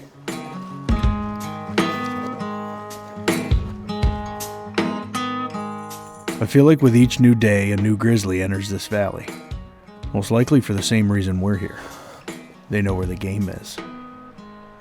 For Chris and I, being able to keep our meat cache close is imperative. We do not want to lose a cache to a big old grizzly. If any of these bears decide to take it over, there's nothing we can do.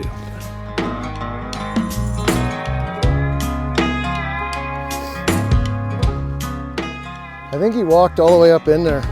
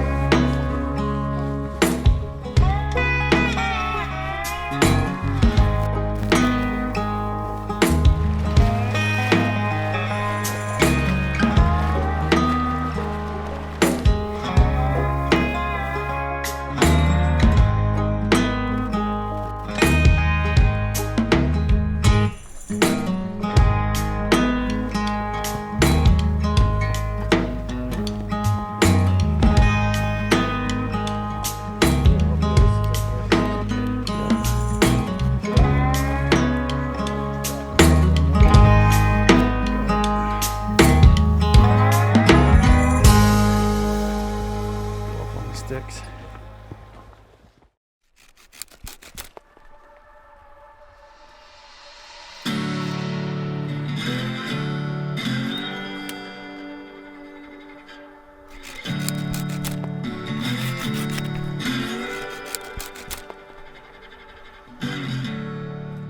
River bottom caches often end up being built in the willows, which are less than ideal. It took me a bit of extra time to get a proper cache built that would support hanging the meat instead of stacking it. But anytime I can hang the meat, I will.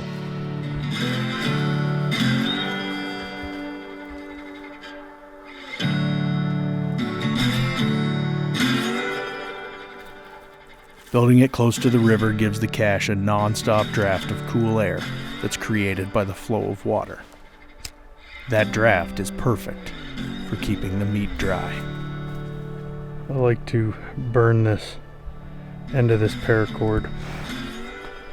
It's got individual cordage inside of paracord, so I like to burn the ends, that way it preserves all that stuff inside.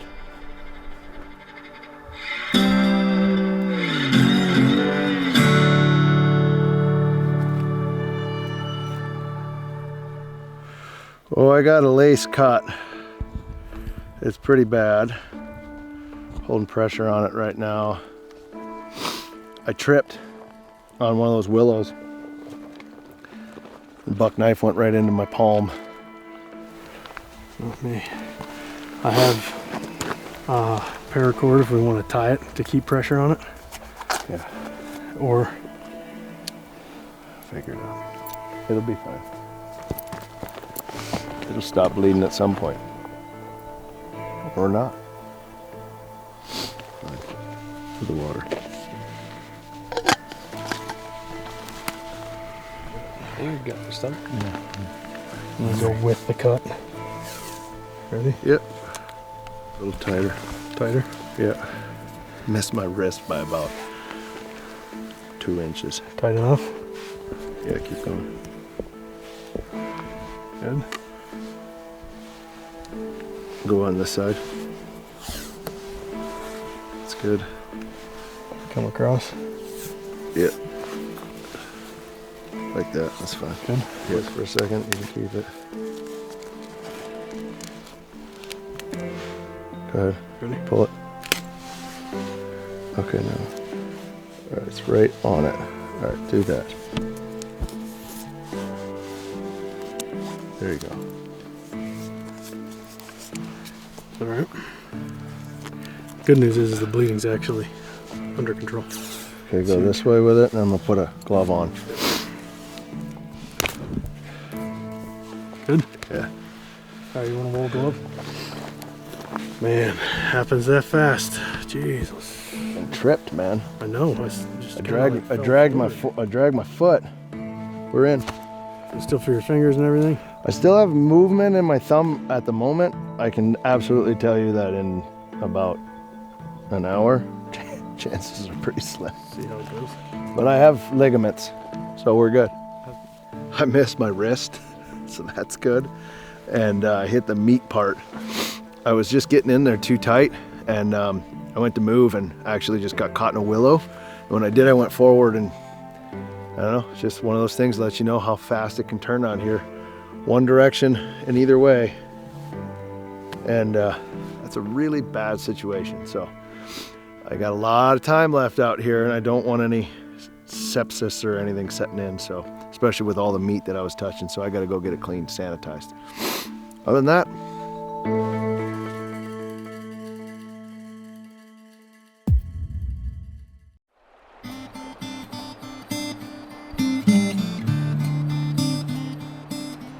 as the days press on, just about everything starts to get a bit tougher.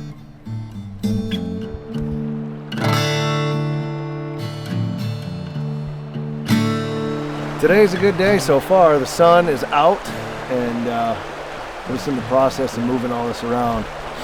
It's amazing what a grizzly will do. It'll really change how you operate out here. We're gonna push it up here where we can see it around the edge, and that way we can guard it. Now, how much you can guard it from a grizzly, we'll find out, but I'm getting a little bit weak. I had to sit down for a second. I can definitely tell right now my body is starting to burn calories it does not have, that's for sure. There's the sickness that I'm getting over, and there's this guy. I got him protected right now, but I don't know. I don't know what I'm gonna find when I open that glove up. It's Alaska for you.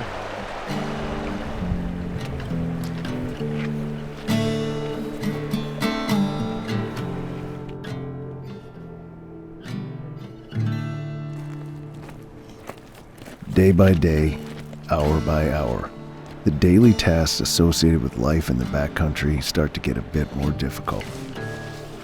At this stage of the trip, the mind and body begin to show signs of fatigue. But Mother Nature isn't showing us any signs of slowing down.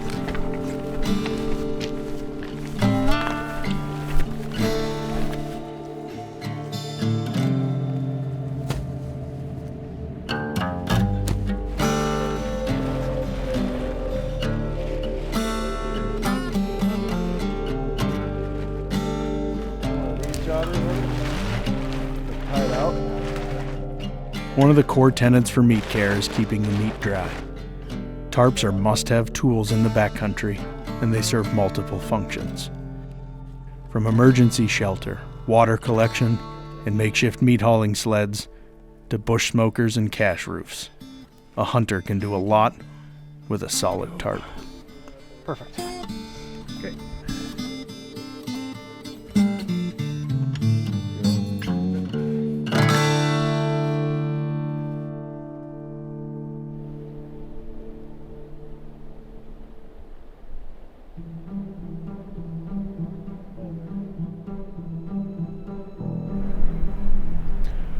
Well,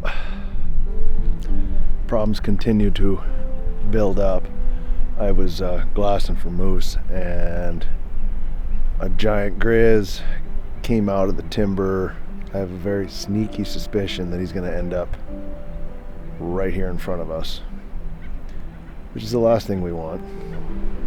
Just trying to stay vigilant. You know, we've got the cache visible from camp, which is kind of like the first line of defense, I guess, is being able to have it visible.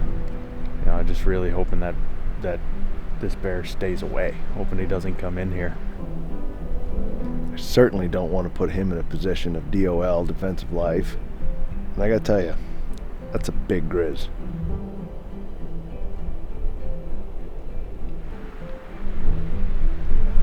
At least up there in the muskeg and the tundra, you can kind of see them.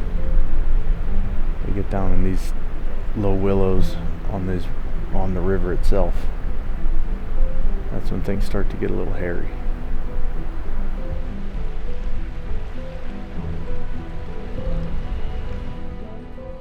Winter's closing in, and everything in Alaska can feel it. Yeah, he's coming here. He's coming right towards us, right towards the river. From what I see out here, the predators that call this place home are on their final push for food before a long, cold, and dark winter sets in. See him? Oh yeah. Can't miss them.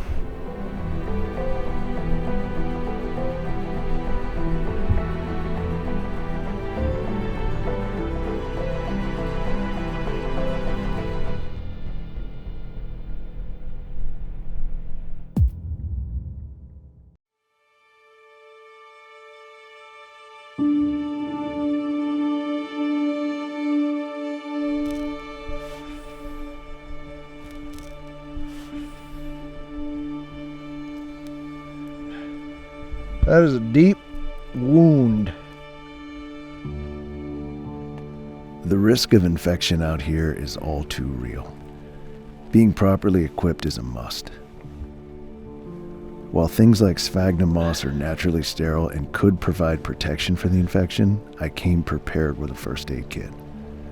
As we always say, prepare for the worst and hope for the best.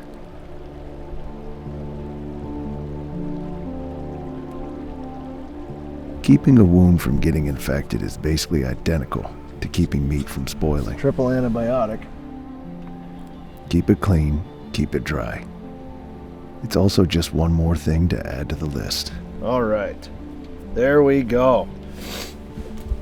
The dressing has been applied. Now, I don't know. Let's hope it doesn't get infected.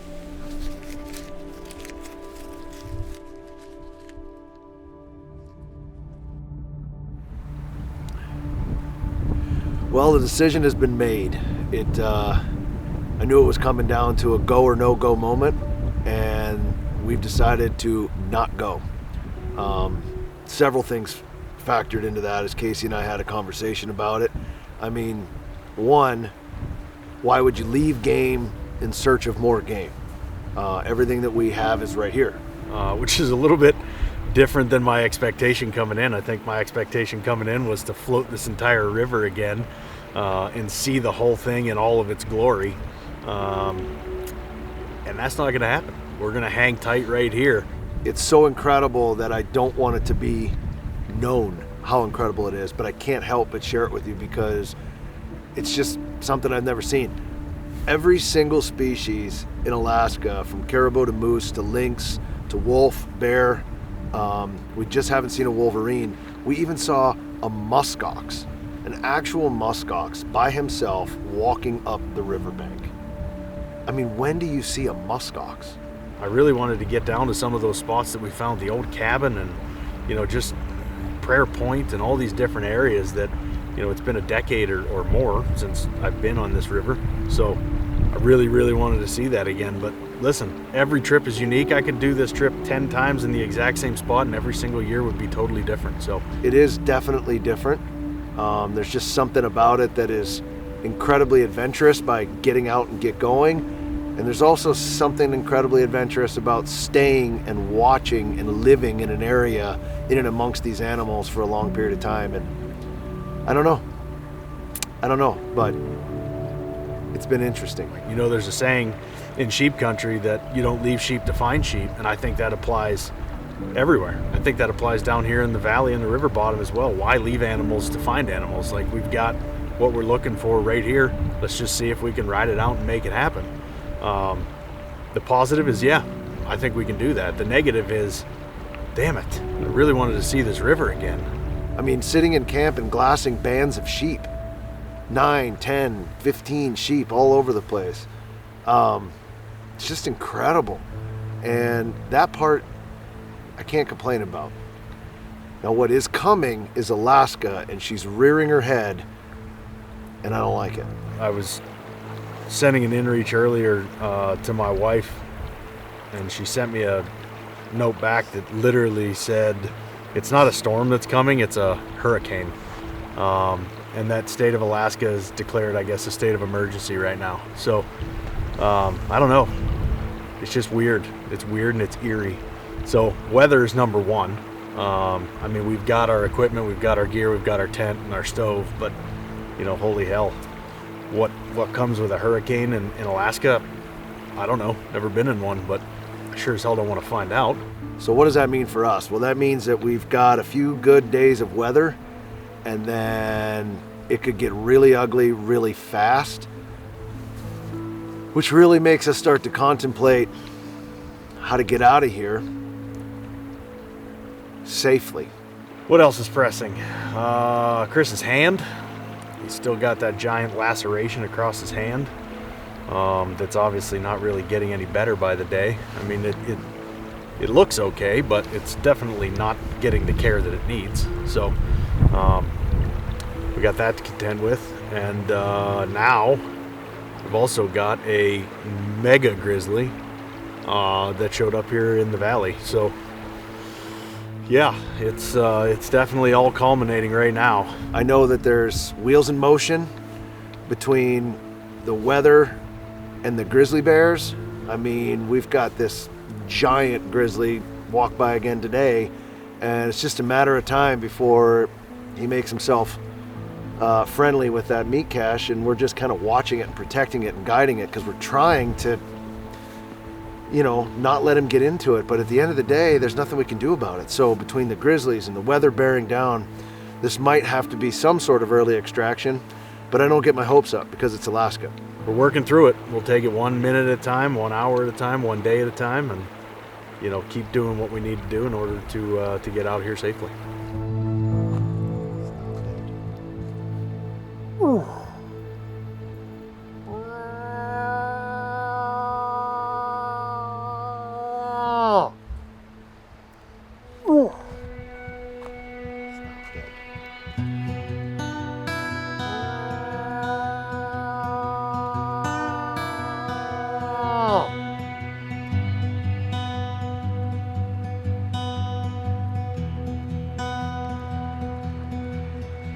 Alaska is beginning to bear down. It chips away at you 1 minute at a time. While we may feel the effects of that, the wildlife that call this place home certainly do not.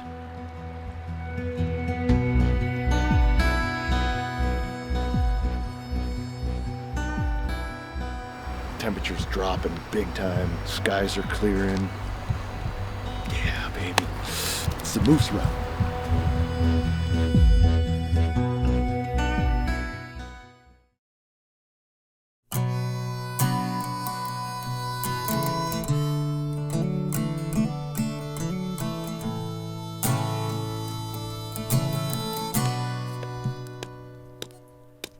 Where this world gonna take me, heaven only knows.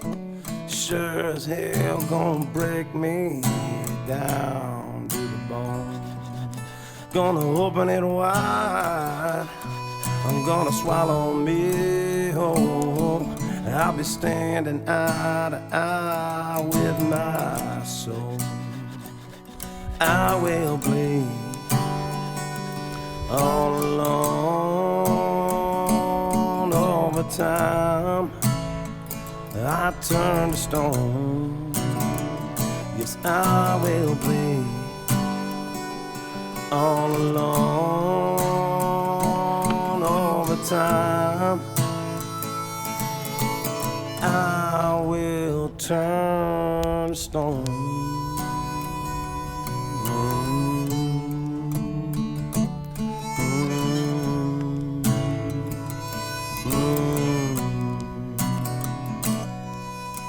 Withered, worn, and tired, I'm far from where I came.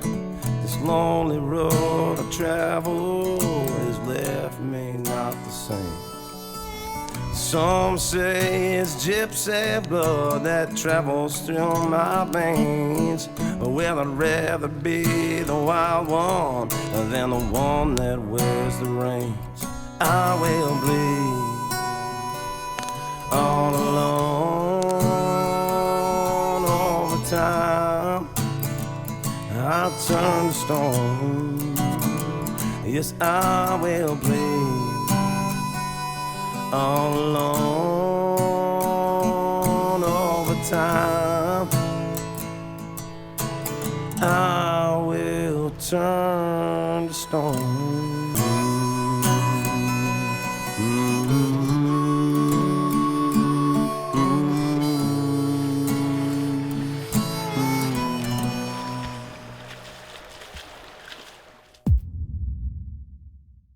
Saddle up the horses, weather's coming in. Need to find some shelter from the cold. Clouds are painting pictures of seasons change. Body's getting tired and shorter are the days. I'm a weathered man.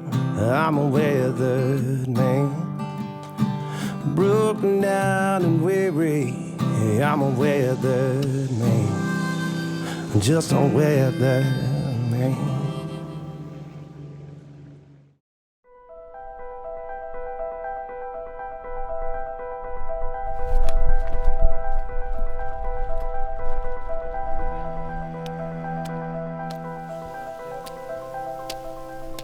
Weathered, worn, and tired, we are weeks into our return to the Brooks Range, and winter is hot on our heels.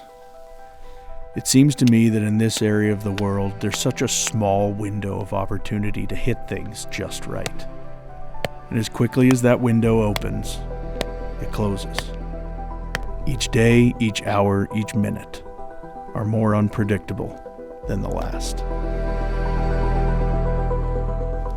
The lunch? Well, brunch. Lunch, brunch, whatever. Breakfast. Ooh, little smoke action. It's so tender right now just because it's been sitting for so long. Dry aged. I don't know. Just keeps getting better and better and better and better. I know. Well, we got some serious thinking to do here, brother. I mean, at the end of the day, we really got to put our minds together and figure out what we're going to do. See that up there? That's not good. But today and even part of yesterday just had a different, it was like winter, had a different feeling, like the cold has a whole different feeling. It is brisk. I think we got a massive storm coming in, according to the inReach, right, over the next several days. Now it just becomes a safety factor and probably worth calling a pilot and having a discussion plan on, I don't want to get stuck in here because the storm hit. Next thing you know, I don't know. I think we got a lot of factors. We got meat that's got to get out of here. We've got weather rolling in. At some point, I would like to get some antibiotics for this laceration, if you will. Yep. And then we'll just see where it takes us. I'm still hunting, still pushing forward until we can talk to one of the pilots or talk to somebody that actually has a good weather report. But I don't know whether we get out 3 days early or we get out, 4 days early. For us, it was about the adventure. We came, we saw, we conquered. You have to be prepared to walk away without shooting a moose or shooting a moose. I mean, if we get one down here close, great. If we don't, But we've always said Alaska doesn't ask you to leave. She tells you to leave. And I Right feel now. like right now she's telling us to leave. I mean, look at that up That there. snow dude. is getting further and further and further down the mountain. Yeah. I believe whatever storm is about to hit Alaska is going to be nasty. So we just got to be heads up, talk to our pilot, Yep. talk to the right people, see what we can do. Eat. You know, the last part of that whole thing is you need a shower. You can smell me from there. I'm just gonna throw that out there. I do. You need a shower. I do. I'm gonna go call the pilot. I do need a shower.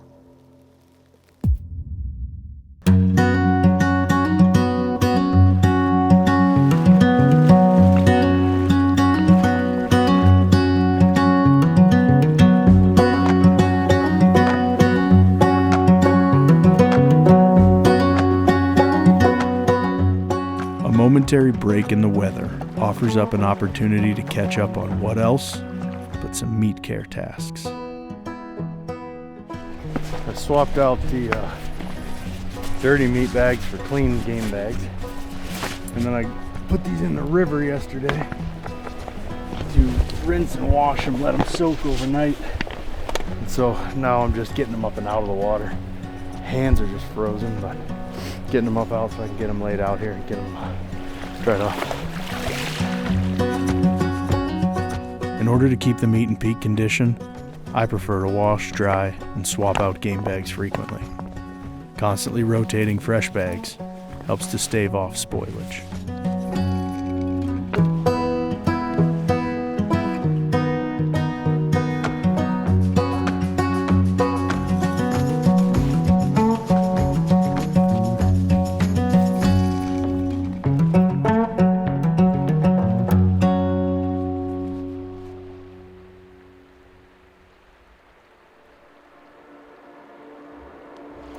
Hey!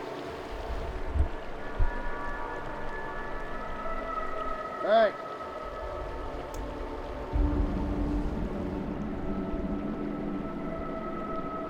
Get out of here.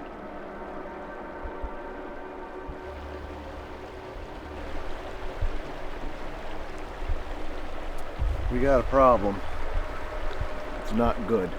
Not good at all. That grizzly just popped out of the brush here in front of us.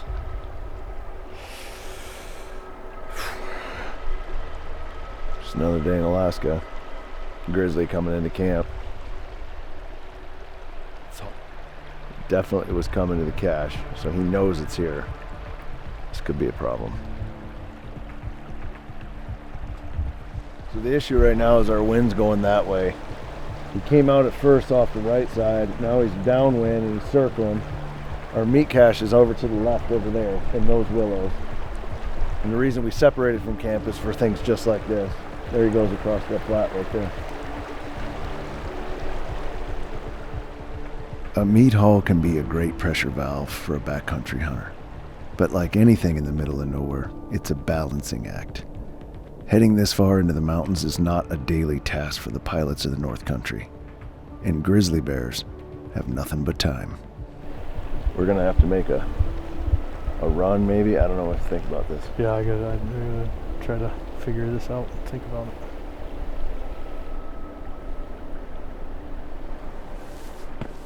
Try and get a meat run out of here and get this meat flown out because the grizzly's in here. Yeah, I gotta think about this. These are the things in Alaska that come at you really fast, and you gotta really take time to think. You can't make knee-jerk reactions. You gotta think it through, see what happens. We'll come up with the right choice at some point.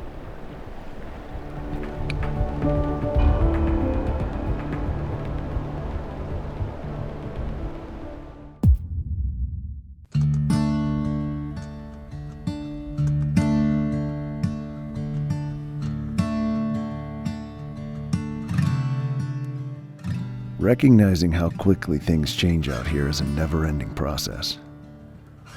Pressures come from all over.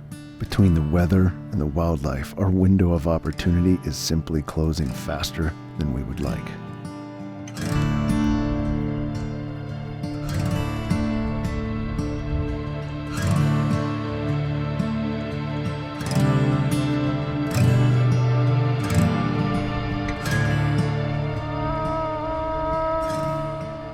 Bush pilots are a great resource for accurate weather.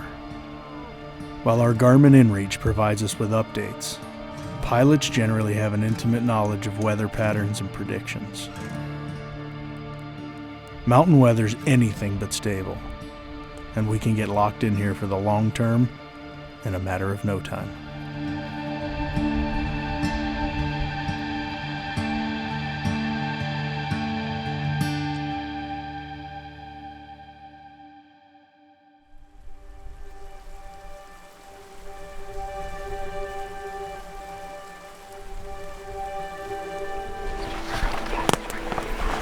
We got a moose coming in right now. I just heard him for the first time. He just called. He's in there grunting.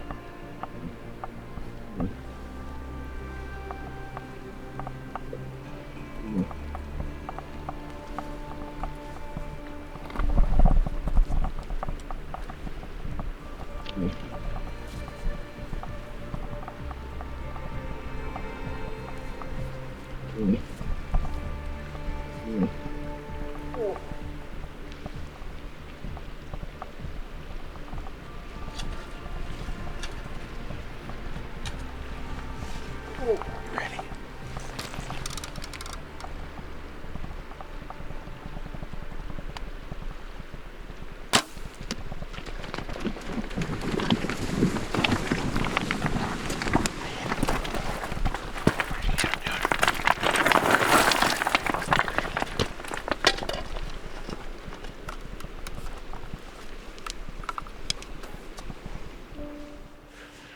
Right through? Yes. Get up there. Get up there. Oh, he's going down. He's going down right there. Let him get back to shore. Dude, he's down. You killed him. You killed him.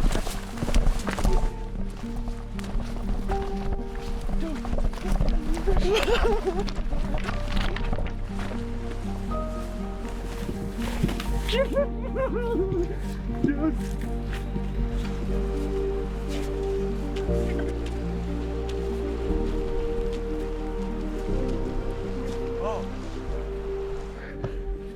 Oh, I don't even see him. Like I was behind you calling. Oh, man. Oh. With the bow. He's gonna get caught up on these rapids Yeah, eventually. he's gonna get caught on those rocks right there, I'm hoping. We gotta see what the hell's gonna happen to him here.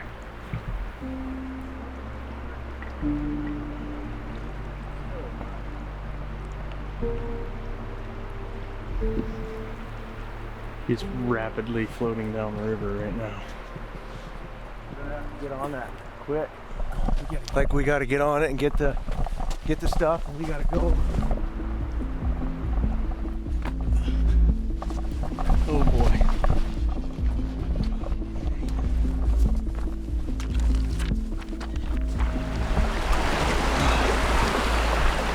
Not concerned.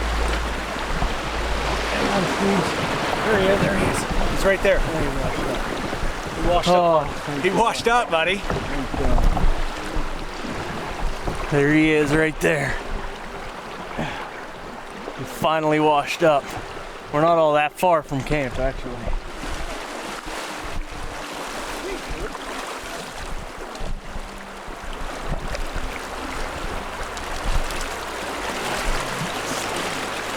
Yeah.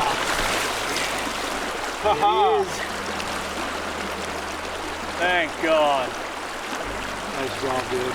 Congratulations, man. I thought he was long gone in that heavy current, deep water.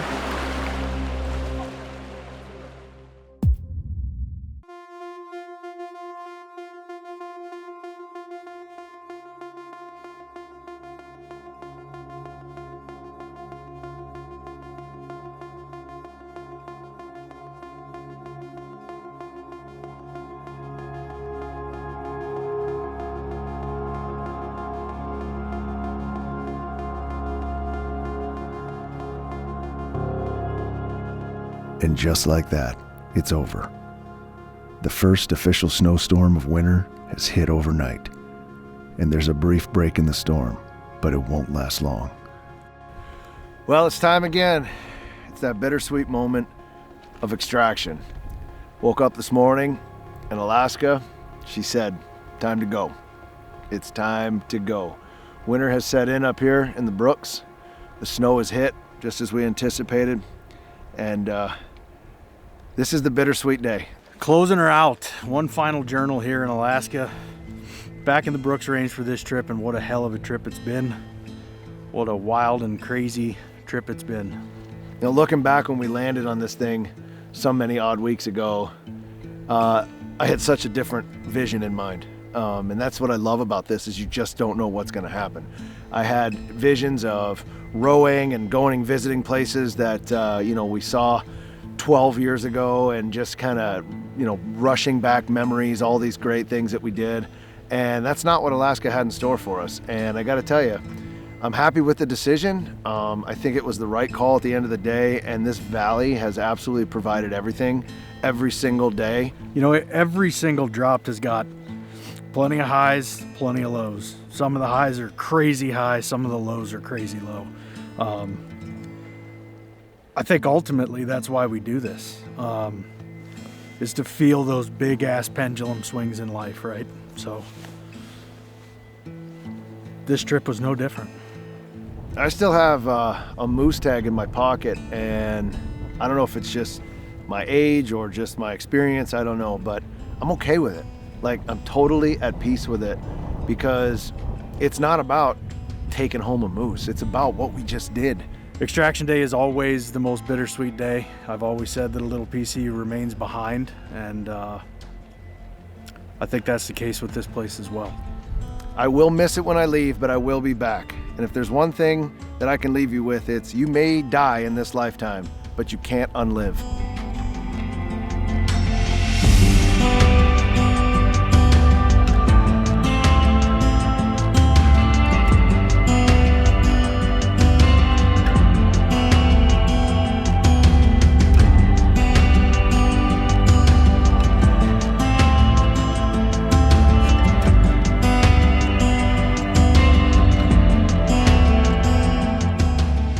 Life in the wild is hard to explain.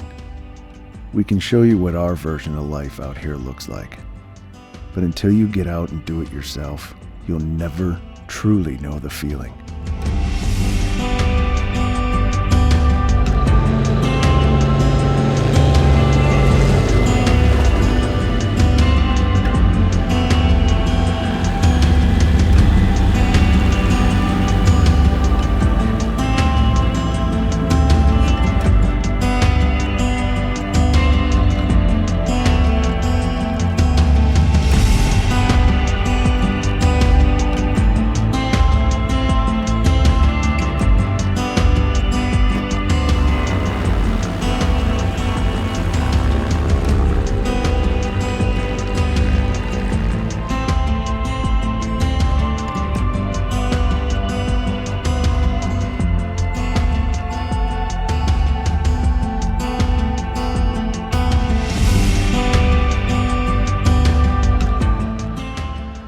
We're a small part of this great big world, but we play an important role.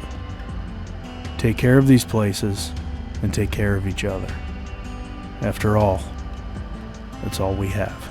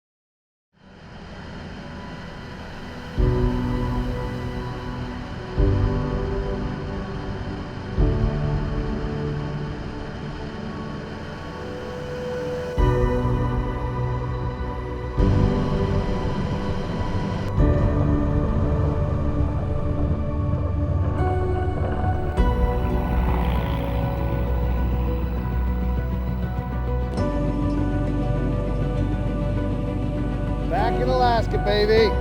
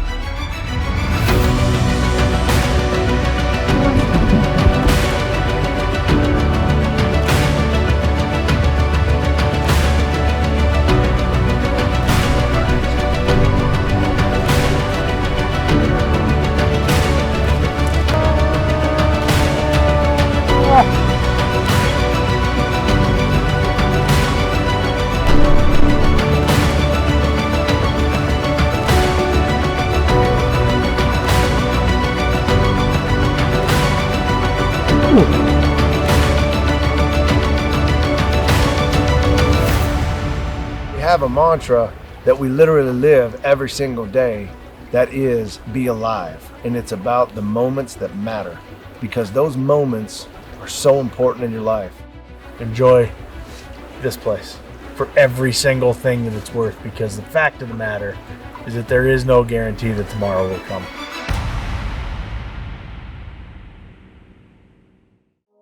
Welcome to a pretty unique episode of Dropped. Obviously, as you can see, I am not in the middle of the mountains. I am not in the backcountry. I'm actually sitting in a really comfortable leather chair in JB's basement at the moment. But this episode, I'm going to dive into some of my favorite moments of Dropped over the years. We've been to a lot of places. I've seen some crazy things out there in the wild. We spent probably over a year off grid just filming Dropped. And the things that we run across are pretty special. I've tried to narrow them down as best I can for this episode. This is my favorite moments of Dropped. Saddle up the horses, weather's coming in. Need to find some shelter from the cold. Clouds are painting pictures of seasons change. Body's getting tired and shorter all the days. I'm a weathered man. I'm a weathered man. Broken down and weary. I'm a weathered man. Just a weathered man. I'll be honest with you, it was really hard for this episode for me to kind of narrow things down, just because I get to see so much cool and crazy stuff when I'm out there. But I've got to bring this one back all the way to season 1. This is probably one of the most unique things that I've ever experienced while I'm out there hunting. You know, going into season 1, we had no idea what to expect. As the trip evolved and things went on, we ended up pushing through miles of probably what was supposed to be some of the best moose country on the entire journey. And we ended up at a spot we called Prayer Point. We called it Prayer Point because we had a wing and a prayer. We had no idea what the area held, but we knew we had to stop, so we stopped. And just as Dropped normally does, when you're at your lowest of lows, it brings you your highest of highs. Chris ended up taking an absolute mammoth of a moose for the first moose of the trip, and shortly thereafter, another bull shows up. We went from having no moose to having 2 moose all of a sudden, and what took place after that second bull showed up is something I will never, ever, ever forget. Chris just shot his bull not even 10, 15 minutes ago. I looked up and I had a second bull coming in. He's across the river from us right now. He's actually standing over top of Chris's bull.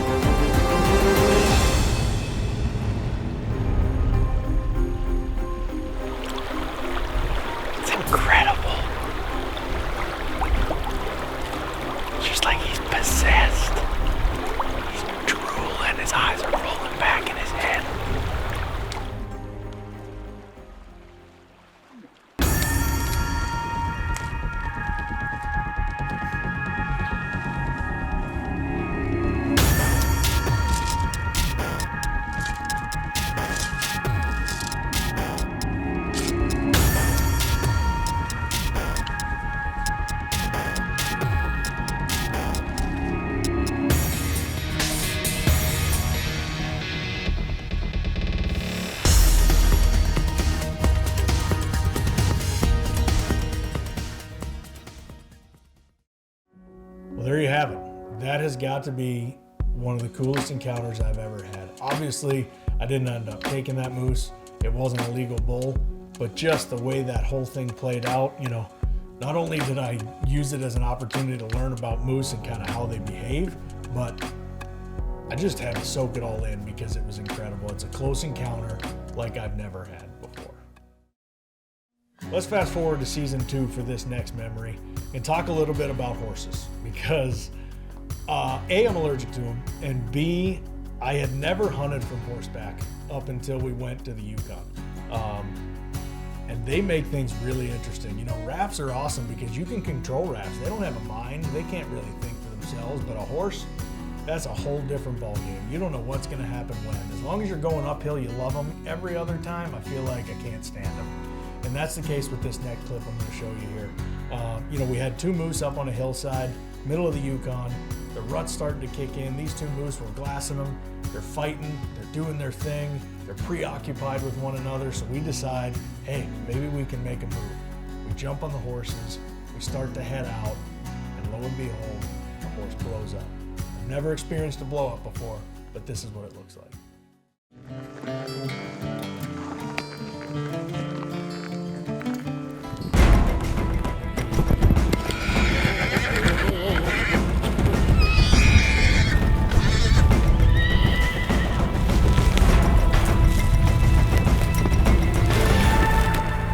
Okay. Chalk went up for rodeo cowboy, apparently. He hit the tree. I tried holding on as long as I could on it, but his halter actually snapped off his face. Now we got a problem because all the weight slid underneath him, and we can't get it off because all the weight's pulling down, so we're gonna have to do something here pretty quick to get this horse free. We got the halter back on him. It's just a matter of unleashing him now. I gotta tie up my horse and help the guys. It's a good horse. He kind of freaked out a little bit, but once he got his balance here on the hillside, he kind of settled down, stopped a little bit. It's life in the bush.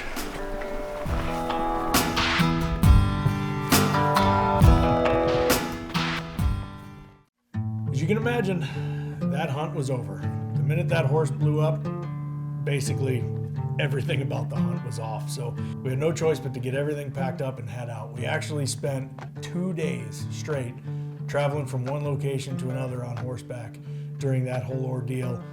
And when we finally got to camp, we thought we were gonna get some rest, sit down, chill out for a little bit. But damn it, these horses are just, it's always something with horses.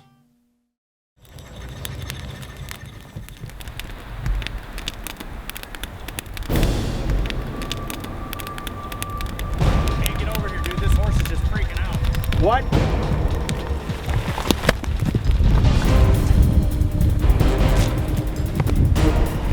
I gotta cut this thing. If I don't cut it, he's gonna hang himself. Well, then cut it. Just use your knife. Cut it. Just cut it. Easy, bud. Whoa, whoa, whoa, whoa, whoa. Look out, look out, look out! Whoa. Hey. Easy. Easy, good boy. Rip his leg open. Did he? Yeah, big time. Pretty bad? Yeah, bad, real bad. Easy, bud. Oh, yeah. Easy. You okay? He cut his leg like that. You okay? You okay? Yeah, easy.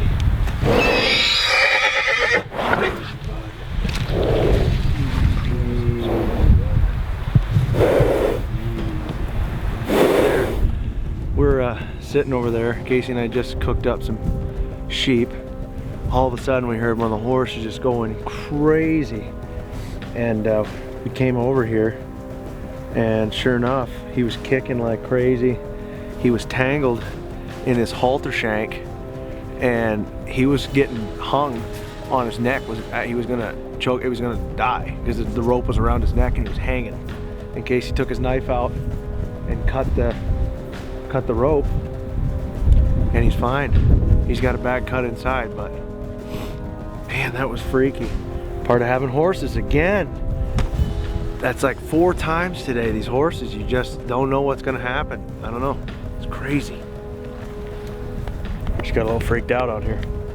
But he's eating now, he seems to be doing better. He's got a little wound on his leg, but we're gonna get that taken care of. We got some salve and stuff with us, some balm, so get it taken care of. He's all right now.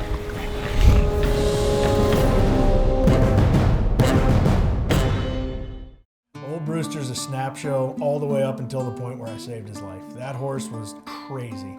That horse would snarl at you. He wouldn't trust you when you walked anywhere near him. He was just jumpy. I felt like he was always going to kick me.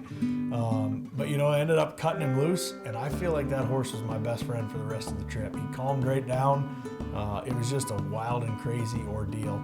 Almost as wild and crazy as my brother hooking me in the face with a fly. Where is it? It's in my lip. Oh, you're bleeding now. Second time. What? Who Second takes all the time. line out and tangles it around in here? Well, I'm tying a fly on.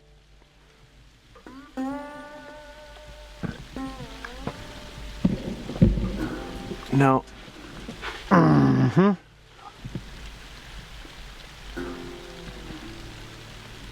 There.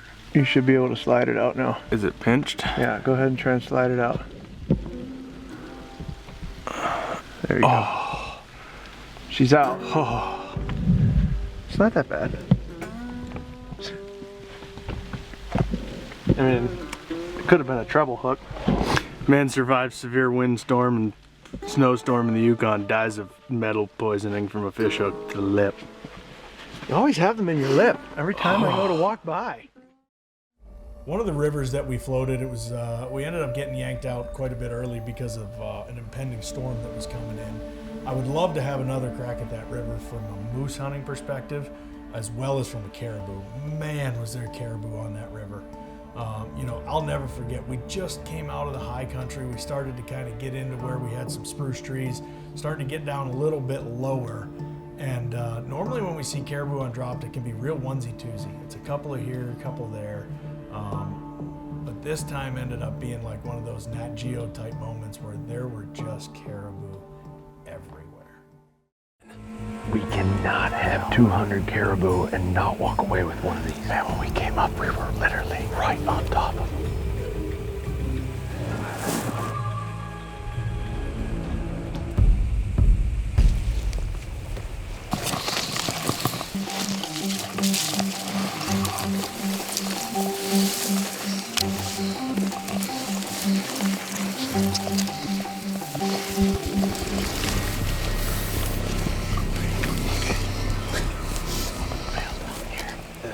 The wind's perfect right now. Right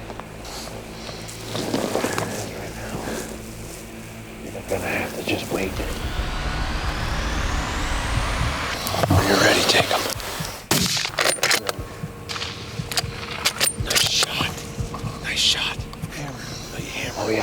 shoulder. Oh yeah, hammered him. Perfect. He's gonna go down right now. He's down. We got food. Look at this caribou. Look at that pile of caribou right there. Look at that.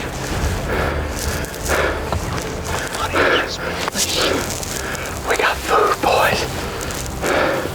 There he is. Nice shot, man. Check that out. Dude, what a beautiful animal. That is awesome. Look at that. Not a bad rack either. Nope. Oh man, that was so awesome to play out. That was crazy. It's one of those things where once we saw them from up high, they seemed so far away. Oh, I know. But by the time we crossed the river and got up, it was like, hey, There. they're here. Like, Right. it was that fast. Right on top of him, man. Huh? Yeah, dude. That is an awesome, awesome animal. Of all the animals that I've been able to, glass and eventually hopefully harvest on dropped, there's one that is probably more unique than the rest for me, and that's my ram in the Yukon. Being able to take a sheep is probably one of the pinnacles of my time in the field as a hunter. That hunt was so much hard work and so much effort, and it's the highest of highs and the lowest of lows, and it's a mental battle every second of the way. With every step, you ask yourself, why am I doing this? Why am I doing this? What am I doing? And then the moment it happens, you literally say, I would do it all over again right now if I could. It's an incredible hunt. It's so hard to explain. It just gets into your mind, it gets into your soul, and it's an unbelievable experience.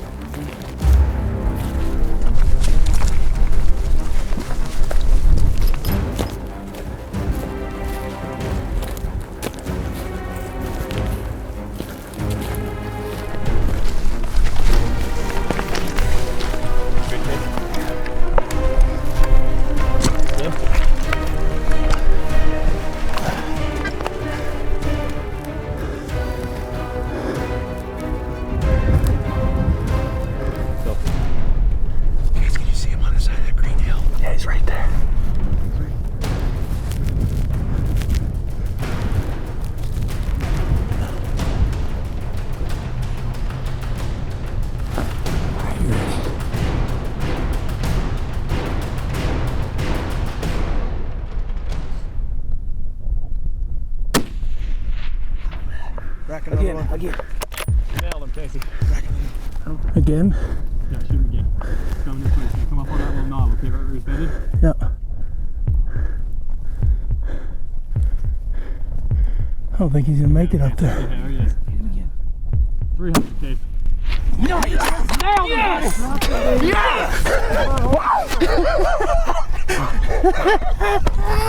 He dropped him, man.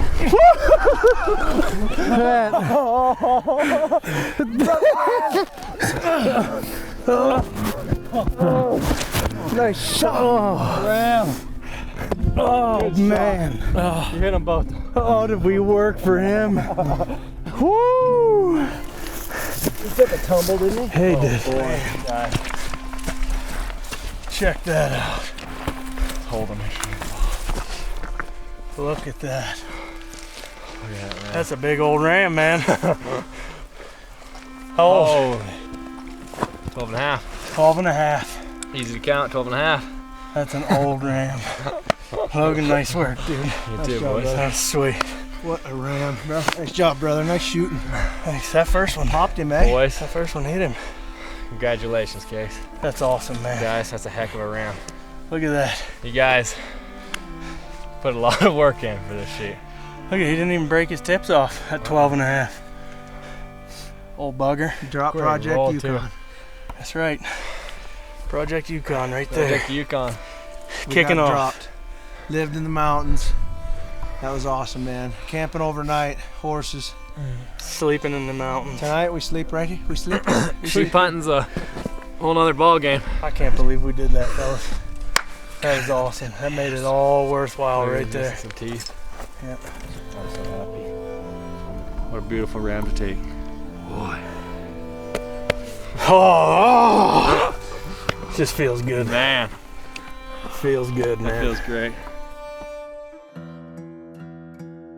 That is one of the most special hunts that I've ever been on. The way that it went down, how hard we fought as a team, myself, my brother, JB, Jameson, all of us. I mean, we all pushed ourselves to the max to make that happen, and it was just an incredible ride and an incredible journey. But that's what Dropped is. Dropped is always a journey.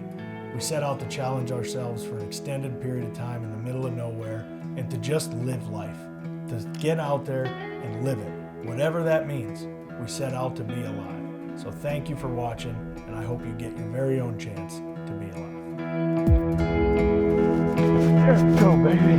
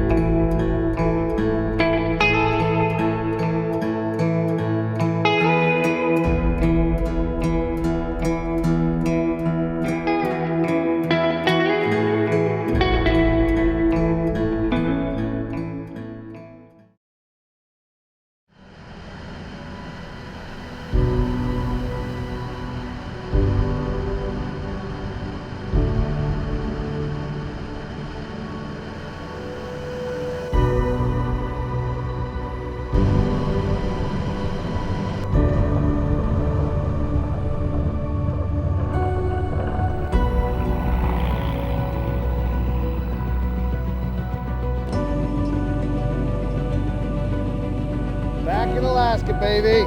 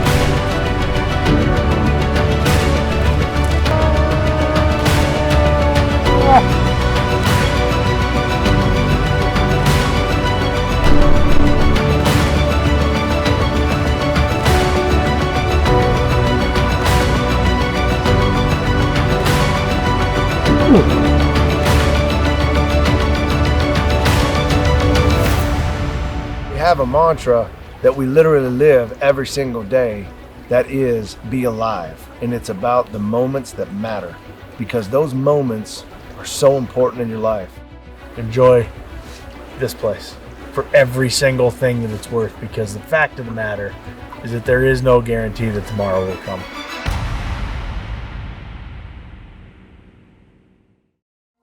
Hi everybody, welcome to this special episode. Before we get started, I just wanted to give everybody out there a big thank you. Thank you for watching. Thank you for all the support and the messages that we see on Facebook and social media. After a 2-year hiatus, it really feels good to be back out there doing what we love, and we wouldn't be able to do it without you. So thank you so much for watching. This is going to be a special episode. We're going to take a trip down memory lane looking at all of my favorite moments. Saddle up the horses, weather's coming in. Need to find some shelter from the cold.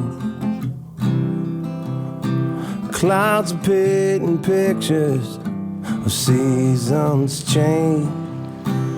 Body's getting tired and shorter all the days. I'm a weathered man. I'm a weathered man. Broken down and weary. I'm a weathered man. Just a weathered man. Well, as we kick off this special episode and we start thinking back at all the incredible memories we've had over the years, I mean, it's really hard to pick some of my favorite, but there's one that stands out to me in a season where everything was different. It was the first season that Casey and I ever decided to take somebody with us. And we had this incredible father and son, RL and Cade Panic, who submitted a video, and it was an extremely heartwarming video of the two of them wanting to get out there. RL had just come over some health issues, and to get together and really be with us out there, that was gonna be something special. But Alaska, as usual, was throwing everything at us. The weather was horrendous, and we were 5 days in this camp, and after the 5th day of calling, a moose finally stands up. Bull right there. Just stood up. Holy shit. Right there. See him? Yeah, let's go.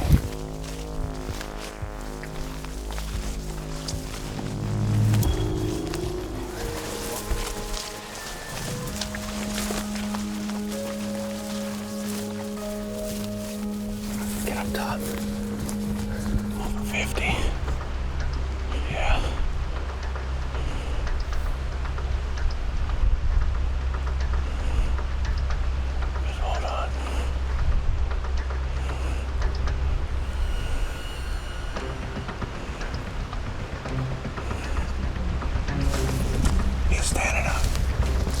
Chest. See his antlers. Okay, hold on. Yeah, just wait.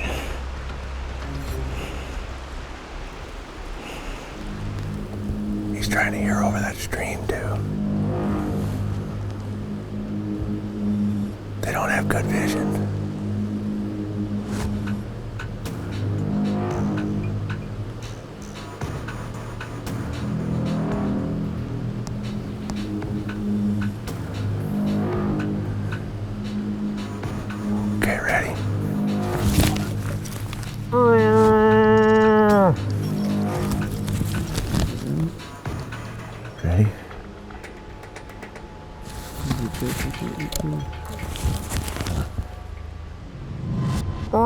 Take him.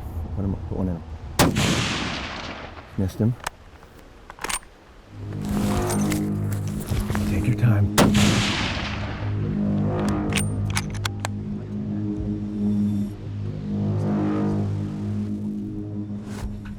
He's far, man. And he is not slowing down. Well, that's the end of that story.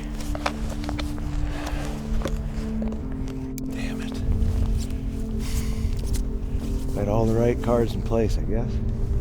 This wasn't meant to be. This gun's got to be off. Poor Cade. That sucks. Well, obviously in the moment, frustrations were high. Cade was frustrated. He thought he was doing something wrong. I was frustrated because I had just come off 30 days already, so I'm on my second leg, I'm hungry, and emotions run high when you're out there, but I'm happy to say that we went back and we shot the guns, and we actually had to shoot it a lot. It was shooting very high right. The scope got bumped from the brutalness of Alaska, and we ended up having to call a plane to airdrop us ammunition because we were down to our last bullet in the middle of Alaska. So we sighted the gun back in, so that one is not on Cade. That gun and that scope happened to be shooting way off. We did get it dialed in for the rest of the hunt, and I'm happy to say this. After many, many years, Cade and his dad went back to Alaska, and they totally redeemed themselves by going back and getting a giant Alaska moose. We've been fortunate enough to do dropped in many locations, but one of the locations that happened to be the most beautiful one for me was the South Pacific. It was Expedition South Pacific in the New Zealand area. We were on the South Island. That was incredible. And one thing I really loved about this one is there was 0 predators, so I really got to sleep well at night.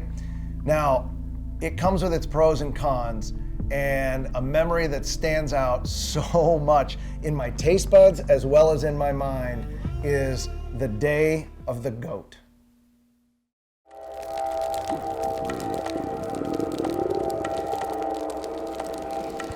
What do you think here? That's pretty done, eh? Yeah. Get one off. Oh yeah, they're done. Here, I'll let you do the honors. Really? It's your goat. Okay. And I've had better. Every now and then I'm getting a hint of goat. No, like it. Bad. Bad. Oh my lord. Tastes like iron. But it's cooked all the way through, there's no doubt. I don't know. I'm just gonna power through it right now. I do not caribou from the Arctic, I can tell you that much. Okay, well, there you go. It's warm all the way to the belly. Oh my lord. Wow, it's so chewy. That's all we got right now. Well, we do have other means of heavy chew. Oh. Well, ooh, that's my first goat. Probably gonna be my last goat. I should power through it. Listen, just gotta go for it. We're gonna split up. Well, I saw those rabbits up top. Yeah. Take that fly rod. Let's see if we can get some. Wow, it's not good. See if we can. Oh, a little goaty. I'll go fishing. Okay, that piece was goaty. That's an aftertaste like I've never had before. Okay. Wow. Oh, there you go. Hey now. That's bad. Oh my god. I'm with you. Ooh. I can't live on this, there's no way. Let's find a pig, let's find some rabbit, and let's find some trout. Oh, keep it in. I've got to go fishing. I got to do something. Let's just leave this here and see if we can split up. Okay. Oh, I'm going to get my fishing gear ready. I'm going to try and eat as much as I possibly can. See? Oh.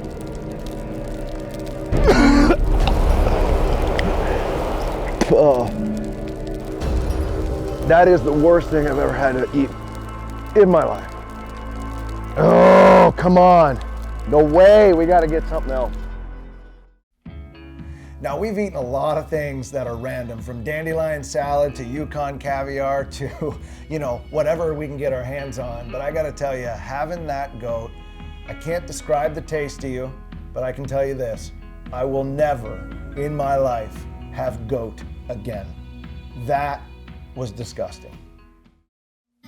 So in keeping a theme here with Expedition South Pacific, and just having come off of having the worst meal of my life and looking for something else that we can get our hands on, we turned our attention to the pigs. We know that there's wild hogs out in New Zealand, and we were looking for one, and all I kept thinking about was the bacon, the pork tenderloin, everything, and I'm like, I can't wait to get my hands on this. I'm super hungry. All we've had is this kind of stale goat the entire time. Well, leave it up to me to completely mess this up. And I've had some mess ups over the year, some bad ones, but I gotta tell you, I was so angry at myself on this hog. Okay, gotta be over the next ridge. They're not here. Chasing them ridge to ridge now. This is not fun. Okay, gotta go. Okay, I can see them. They just moved down to the left. I think I can make it to the next ridge. Okay, I'm going for it. I'm kind of left helpless but to sit here and watch with no real way to communicate that 2 of the 3 pegs have disappeared. They're in here somewhere.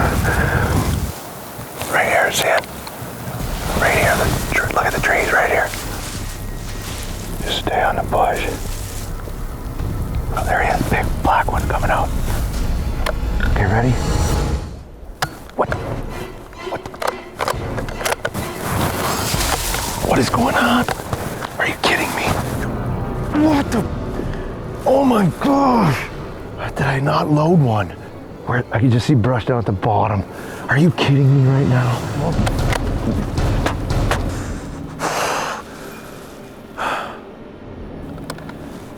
Never reloaded the gun.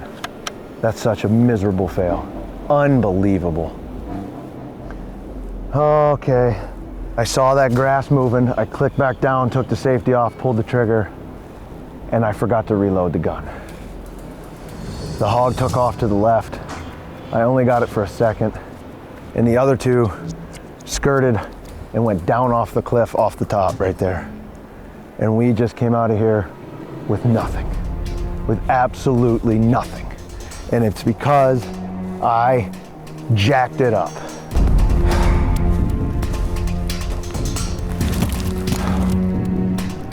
And I had it and I missed it and I jacked it up on myself. And I pissed off. This sucks. When we first saw these hogs, they were about 1,000 foot up from where we are in elevation, and they were all the way across the valley, but that did not deter me at all. I knew that we needed some food, and I took off after them. Now, one thing I do is I do not walk with a chambered round. I never hike with a chambered round. You just don't know when accidents are gonna happen. But in the adrenaline rush of getting up there and getting on that hog, and it happened so fast, I did a huge mistake. I forgot to load the gun. So when I pulled that trigger and I heard that click, it wasn't a doubt in my mind I knew what happened. I messed up. This was not the gun's fault, this was my fault. And that letdown just put my blood pressure through the roof. And for the longest time, I was just a different person. I was angry that I could not provide in the moment because of a stupid mistake like that. But then I look back on it and I say, you know what? It happens. For this last memory, I'm gonna go back to season 2 in the Yukon. Season 2 of the Yukon was one of the hardest seasons that we have ever done. Between the elevation change and the amount of days we were out there, I think it was 37 plus total days that we were out there. Horses, this is the first time that we introduced some sort of transportation other than a raft. There was just a lot of unknowns that were flying at us the entire time, and that was one of the hardest hunts I've ever been on. It was extremely rewarding in the beginning with Casey's sheep, but then it turned into one of the longest and most debilitating hunts I've ever been on. So once we got flown back out and we were back in a place where we could look for some more moose, to come up on one out of nowhere and then get an opportunity to take one down like that, I was not missing regardless of how far it was. Cows are getting up. Right there. Cows are getting up. How far is he away? Right there. He's moving.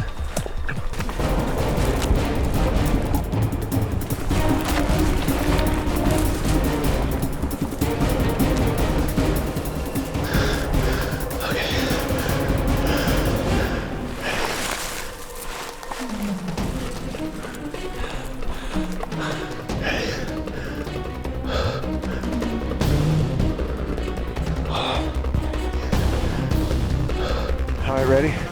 Here we go.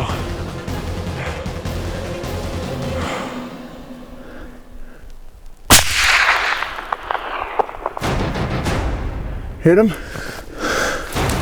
Oh, crushed him. He's gonna go down right there.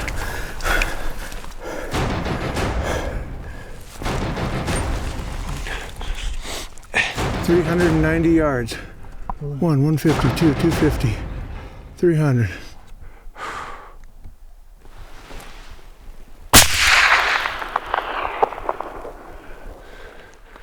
Is he going down? Is he going down? He's going down. He's going down. Going down. He's down. That muzzle loader. He's down. Hit him. Hit him.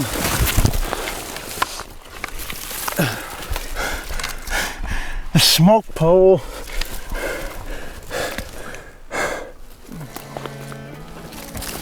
There he is. My Yukon bull. Wow. What a change. We had a divide and conquer. Casey and I split up. It's a bittersweet moment, I'm not gonna lie to you. I mean, I've always got my brother with me when something goes down, and I don't even know where he's at right now. So it's, I hope he's having just as much success as I am. So not only was this a far shot, but this moose was the first time that I couldn't turn around and give my brother a hug. Like, I didn't have him with me on this one. So it was kind of this eerie feeling of, I absolutely had a camera guy with me. Jason Brown was with me, our field producer, and there was definitely emotion, but I didn't have my brother. So it was, it's a memory that I'll never forget. And then to take him that far with a muzzle loader at the time, it was just an amazing experience all the way around. The Yukon was tough, and this was a great way to end it.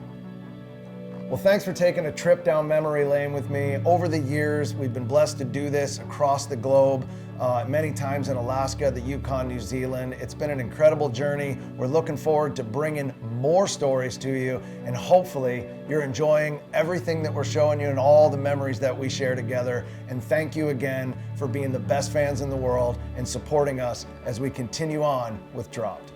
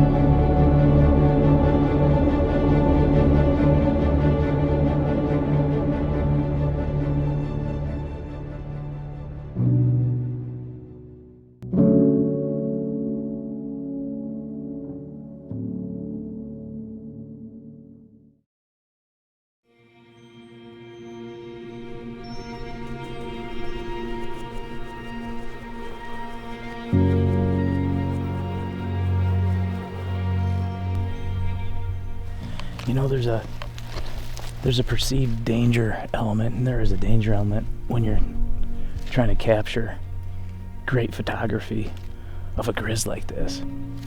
He's so preoccupied. It's basically, if you've ever fly fished or fished a stream with a lot of salmon and the grizzlies are in there, the brown bears are in there, it's no different. He's so preoccupied with that kill that everything around him's basically he's oblivious to. So we've gotten to about 250, 300 yards. We want to give him space. We don't want to push it, but we're glassing about 200 yards behind us. And this is just incredible footage. And you know, this is the element that we've always wanted for Dropped. God, look at that light on him right there. God, that's incredible, man.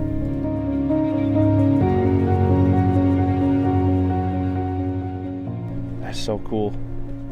Got this wolf, and we got the A1 hooked up to the Digiscope TLS APO. We just hooked up to a 95mm Swaro spotting scope, so you're able to get full frame 8K footage of this wolf here at the equivalent of like 3200. It's a 1200 to 3200mm focal range equivalent. Stuff like this is just incredible.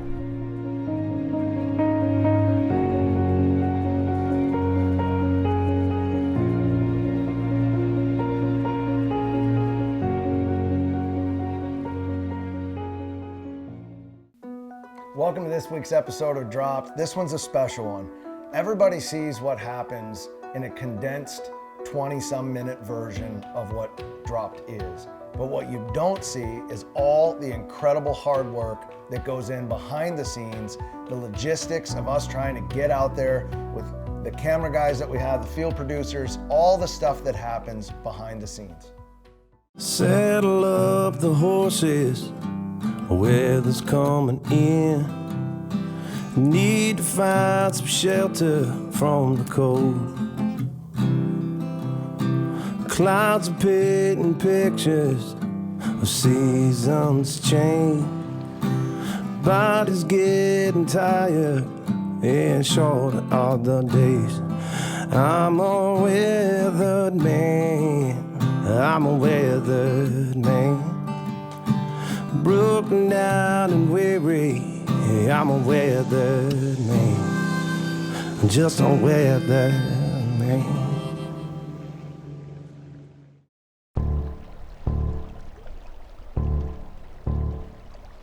Planning of dropped is a process. Let's put it that way.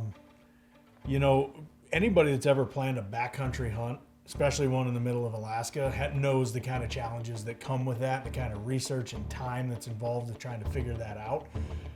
Bring in the production side of what it is that we do, and that opens up a whole new can of worms, because now we're not just worried about the hunt and the travel and the tags and the animals and the units and the zones and the dates and the weather and the water flows, et cetera, et cetera.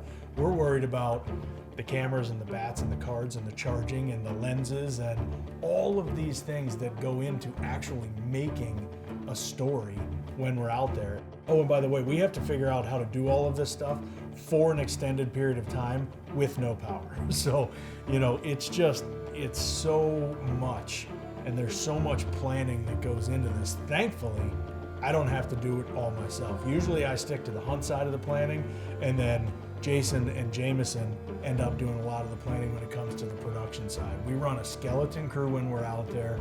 We've been doing this together for a long time. We only go out there with 4 of us.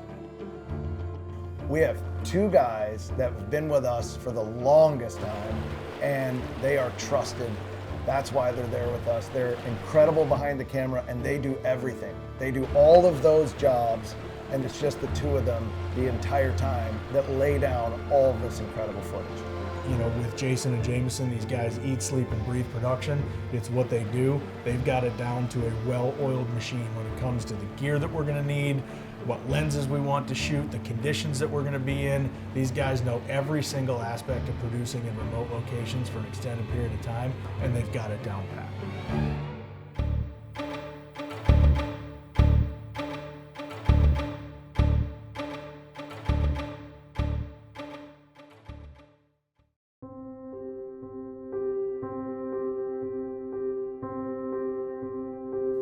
So things happen extremely fast in Alaska, and you have to be prepared. Now, what happens next happened really fast. I had just knocked down my first mountain caribou, and we were actually walking back to get the packs. And just as we were doing that, randomly, another giant caribou pops up over this little knoll. Now at this point, Jason Brown's been with us since the beginning. He actually has a caribou tag in his pocket. He looks at Casey and he says, "Do you want to shoot this caribou?" There's a giant caribou, you have a tag in your pocket, let's see if you can make this happen. Next thing I know, they gone. Like, boom. He grabbed the gun, Jameson grabbed the camera, and off it.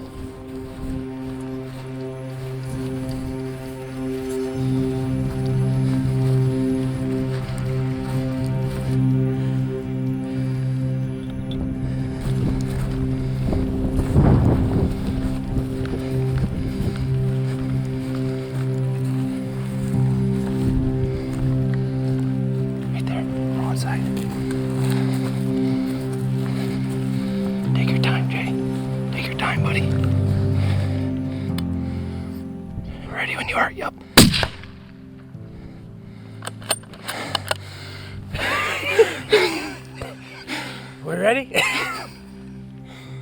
First caribou. Yes. Dude, that happened fast, huh? Whew. Chris just shot a great caribou. Casey went across, got a raft, we had coffee, messing around. I have a tag, and I'm gonna use it on him. Yeah, all right, Neff. Got Jameson behind the camera. We've been through a lot of drops together. Never had a tag. Never even thought we'd use one. That didn't take long. JB made it happen, and he made it happen quick. You know, I'll never forget Chris and I literally sitting there like, where did they go and how did they get so far away so fast? He done. You dumped it. The old Texas tickler. Zip. Dude. Yes. That's awesome. Chris and I walk up there after we hear the shot. Thanks, man. Thanks. Look at that. Yeah, I mean.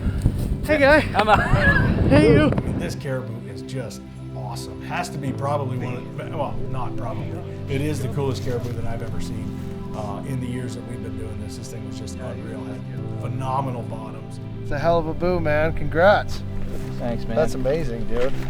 It was really cool to see Jason take a caribou on the same mountain that Casey has taken a caribou and that I just took my first caribou, and all of us were there for the original season. It was truly a special moment. Cool. Very cool, man. Now, for some of our loyal viewers out there, your eyes are really, really good. Throughout the series, you may have noticed that in the meat cache, there was a lot more quarters than just mine. And that's because Jason's caribou was actually hanging in there as well. And it just, the story just kept unfolding. So as we're on our way after the recovery, we're kind of walking back towards camp. We stumble across a muskox skull laying in the middle of the tundra. I mean, this kind of stuff is stuff that it might not seem like a big deal, but man, when you stumble across something like that in a natural setting, it's just crazy. That's a muskox.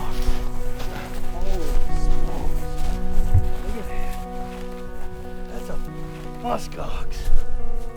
That's cool, man. Look at that. That is awesome. What else does this valley have to offer us? Unbelievable.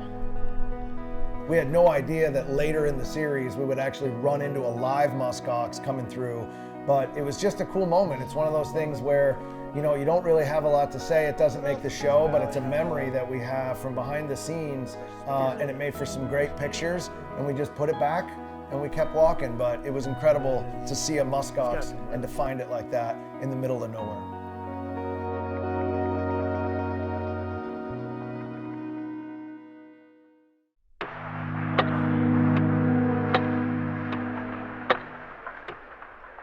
The element of staying in one place brought some nuances with it this year that, I've always thought about, but you never really know for sure until you do it. One thing in particular I've always thought about is when we're floating, how much game do we miss? How many animals do we float right by and have absolutely no idea the animals are there? I can tell you it's probably a lot, because this year, where we're at out there in the Brooks Range, that's public land. So anybody that can get out there can end up, doing their thing on the river. We were set up glassing one day. We had a moose and a wolf, and we were a bear actually. I think we had like everything that we were staring at. And all of a sudden, from upriver, I look and here comes, a couple of hunters, floating down the river. They obviously were aware to our presence because they could see our raft in our camp, but as far as the animals, I mean, they floated right by and had absolutely no idea. And I know they had no idea because where they went, they couldn't see them. They just flat out couldn't see them. They went within a couple of 100 yards of a grizzly bear and had no idea that bear was even there. And over the years, backcountry hunting, DIY, has become incredibly popular, which is amazing to see. But some of the decisions that weighed into us getting in a raft and rowing happened to do with some of the people that rode by us. Now, what you didn't see in the series is we had a couple of different groups go by us and actually get below us. And so, although we didn't talk about it in the actual series, it did weigh on us because we don't know now how far down they are, and we didn't want to kind of get interrupted, and we knew we had game right where we were at. So public land has become a big thing, and hunting in Alaska DIY, there's a lot more people this time than I've ever seen. Dropped is such a unique experience and a unique story. And part of me wants that resource to maintain itself and be able to stay the way it is in perpetuity, because it's just an amazing place, unlike anywhere else on earth. But that being said, it also is public land and it belongs to all of us. And it's there for us to utilize, but we have to be smart about it. We have to protect the resource, and we have to do our job, to make sure that it stays that way forever.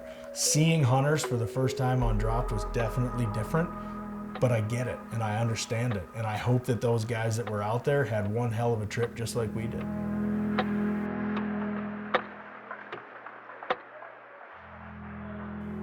Pressures from bears in this valley are all over. Thankfully up until now, they've been at a distance. But one wind gust and one wrong turn of the wind and they get a smell of our meat cache, and who knows what ends up happening. So Chris and I decided it's time to make a move. We got to get the meat cache from the other side. We got to bring it closer to camp where we can keep it visible and we can try to keep an eye on it. So that's what we set out to do. We head across, we get to the cache, you know, and as we're kind of breaking the cache down, looking around, we realize, like, where in the hell did JB's caribou go? He had a caribou sitting here, and we were gonna take it off the skull, and now it's gone. So something is obviously deciding to hit the meat cache. We gotta make a plan. Obviously, he took the old cape. One of these bears, I don't know if it was the big boy or the smaller bear, but drug it right over here, just about 100 yards off the back side of the knoll we've been glassing from for the first part of the hunt. Yep, and this is about 100 yards short of where Chris killed. So we're just being real cautious. We got bear spray, we got rifle, we've all got sidearms. We've still got a while left in this hunt, so just being really careful, man. As we're kind of walking up the little hill to get to the top of the tundra where we can actually see, we can actually get some little bit of elevation and see across the tundra, that was a pretty nerve-wracking moment. You know, Chris has a caribou carcass. Obviously it's been stripped of all the meat, but the guts and the carcass is still sitting, you know, not too far away from where we are. We ended up spotting the antlers off in the distance, kind of at the base of this little knob that was out there. We got over there, determined, at least what I believe, you know, determined that it was a wolf that took the caribou skull over there. I don't think it was actually a bear. I think if it was a bear, we probably wouldn't have got it back. But it looked to me like a wolf had hit it. So again, just one of those, like, wild and crazy, always got to be on high alert because you just never know what's going to happen.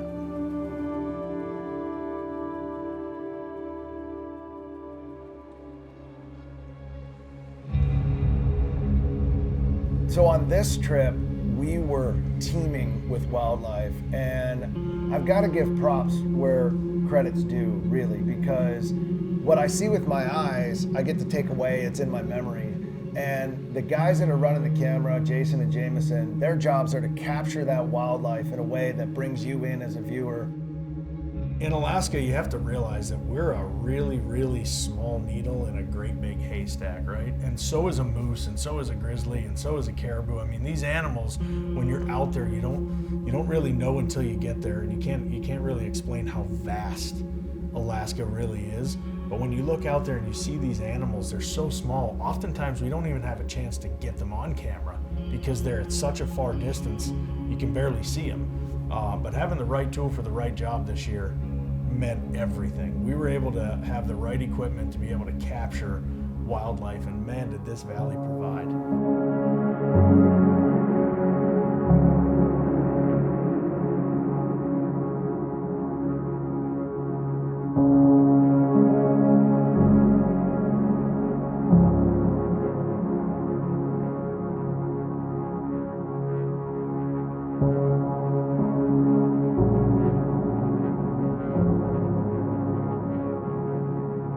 The guys captured it in a way, all of the wildlife, that makes you feel like you're there. And between the equipment and the techniques and how they built it, it really is incredible to see this wildlife come to life on screen.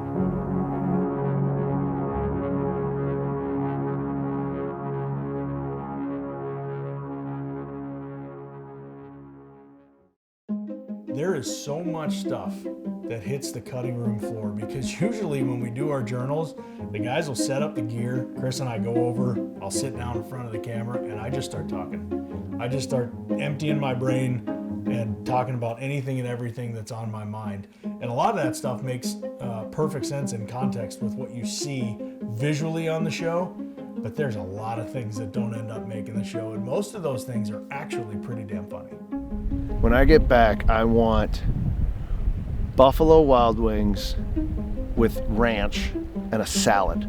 I've been craving hot wings so bad. Hot wings and sushi.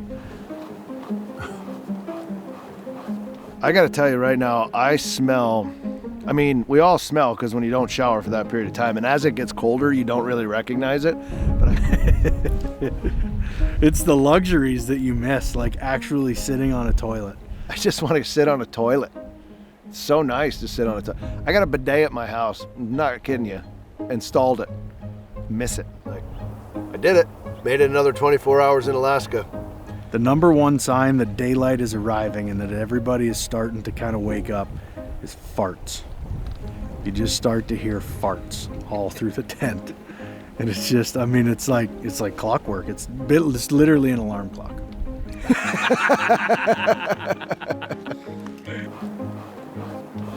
All right, I think that's good. We good. We out.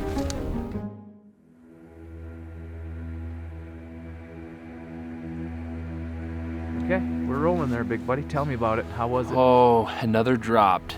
Another dropp's come and gone. It's like I'm excited to get back and sleep in a actual bed and have a shower.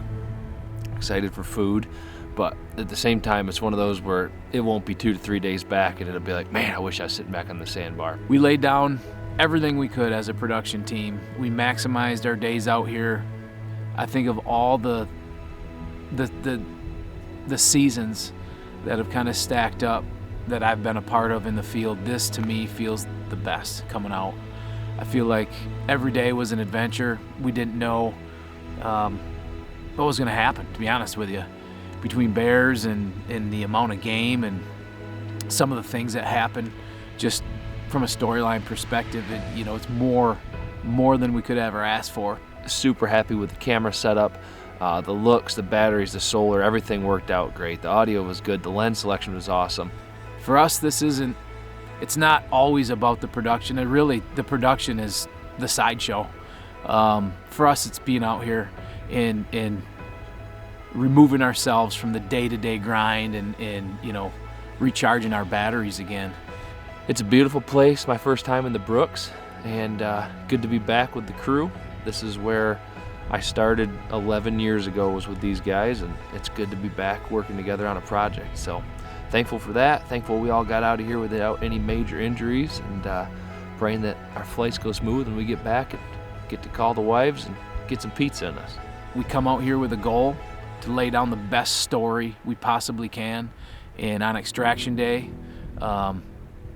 you always want to feel like you did everything you could, and you know what? I think we did. It's a hell of a year. Be Live Origins, back to where it all started. Couldn't be happier. Well, we've been doing this for a long time, and we wanted to share with you an inside look and the behind the scenes of what goes on in the filming of a drop. There's a lot of logistics that go into it. There is so much that goes into it, from the planning of the trip and the hunt to the planning of the production. And then you get out there and all those plans go to hell in a handbag because Alaska is Alaska. But we wanted to give everybody a little bit of a look at what goes on behind the curtain. We really have the easy job. We're there to just be us and go hunt and tell that story, and they're there to capture it and bring you in, and hopefully we've been doing that. We'll continue to do that through storytelling and Dropped. I'm super proud of the crew. I'm super proud of the story that comes out of this thing at the end of the day. And I've always said, as long as I keep making it out alive, I'll keep doing this thing, because Dropped is a unique experience all the way around. Found a place to go on the green grass side of the road. On the green grass side of the road. On the green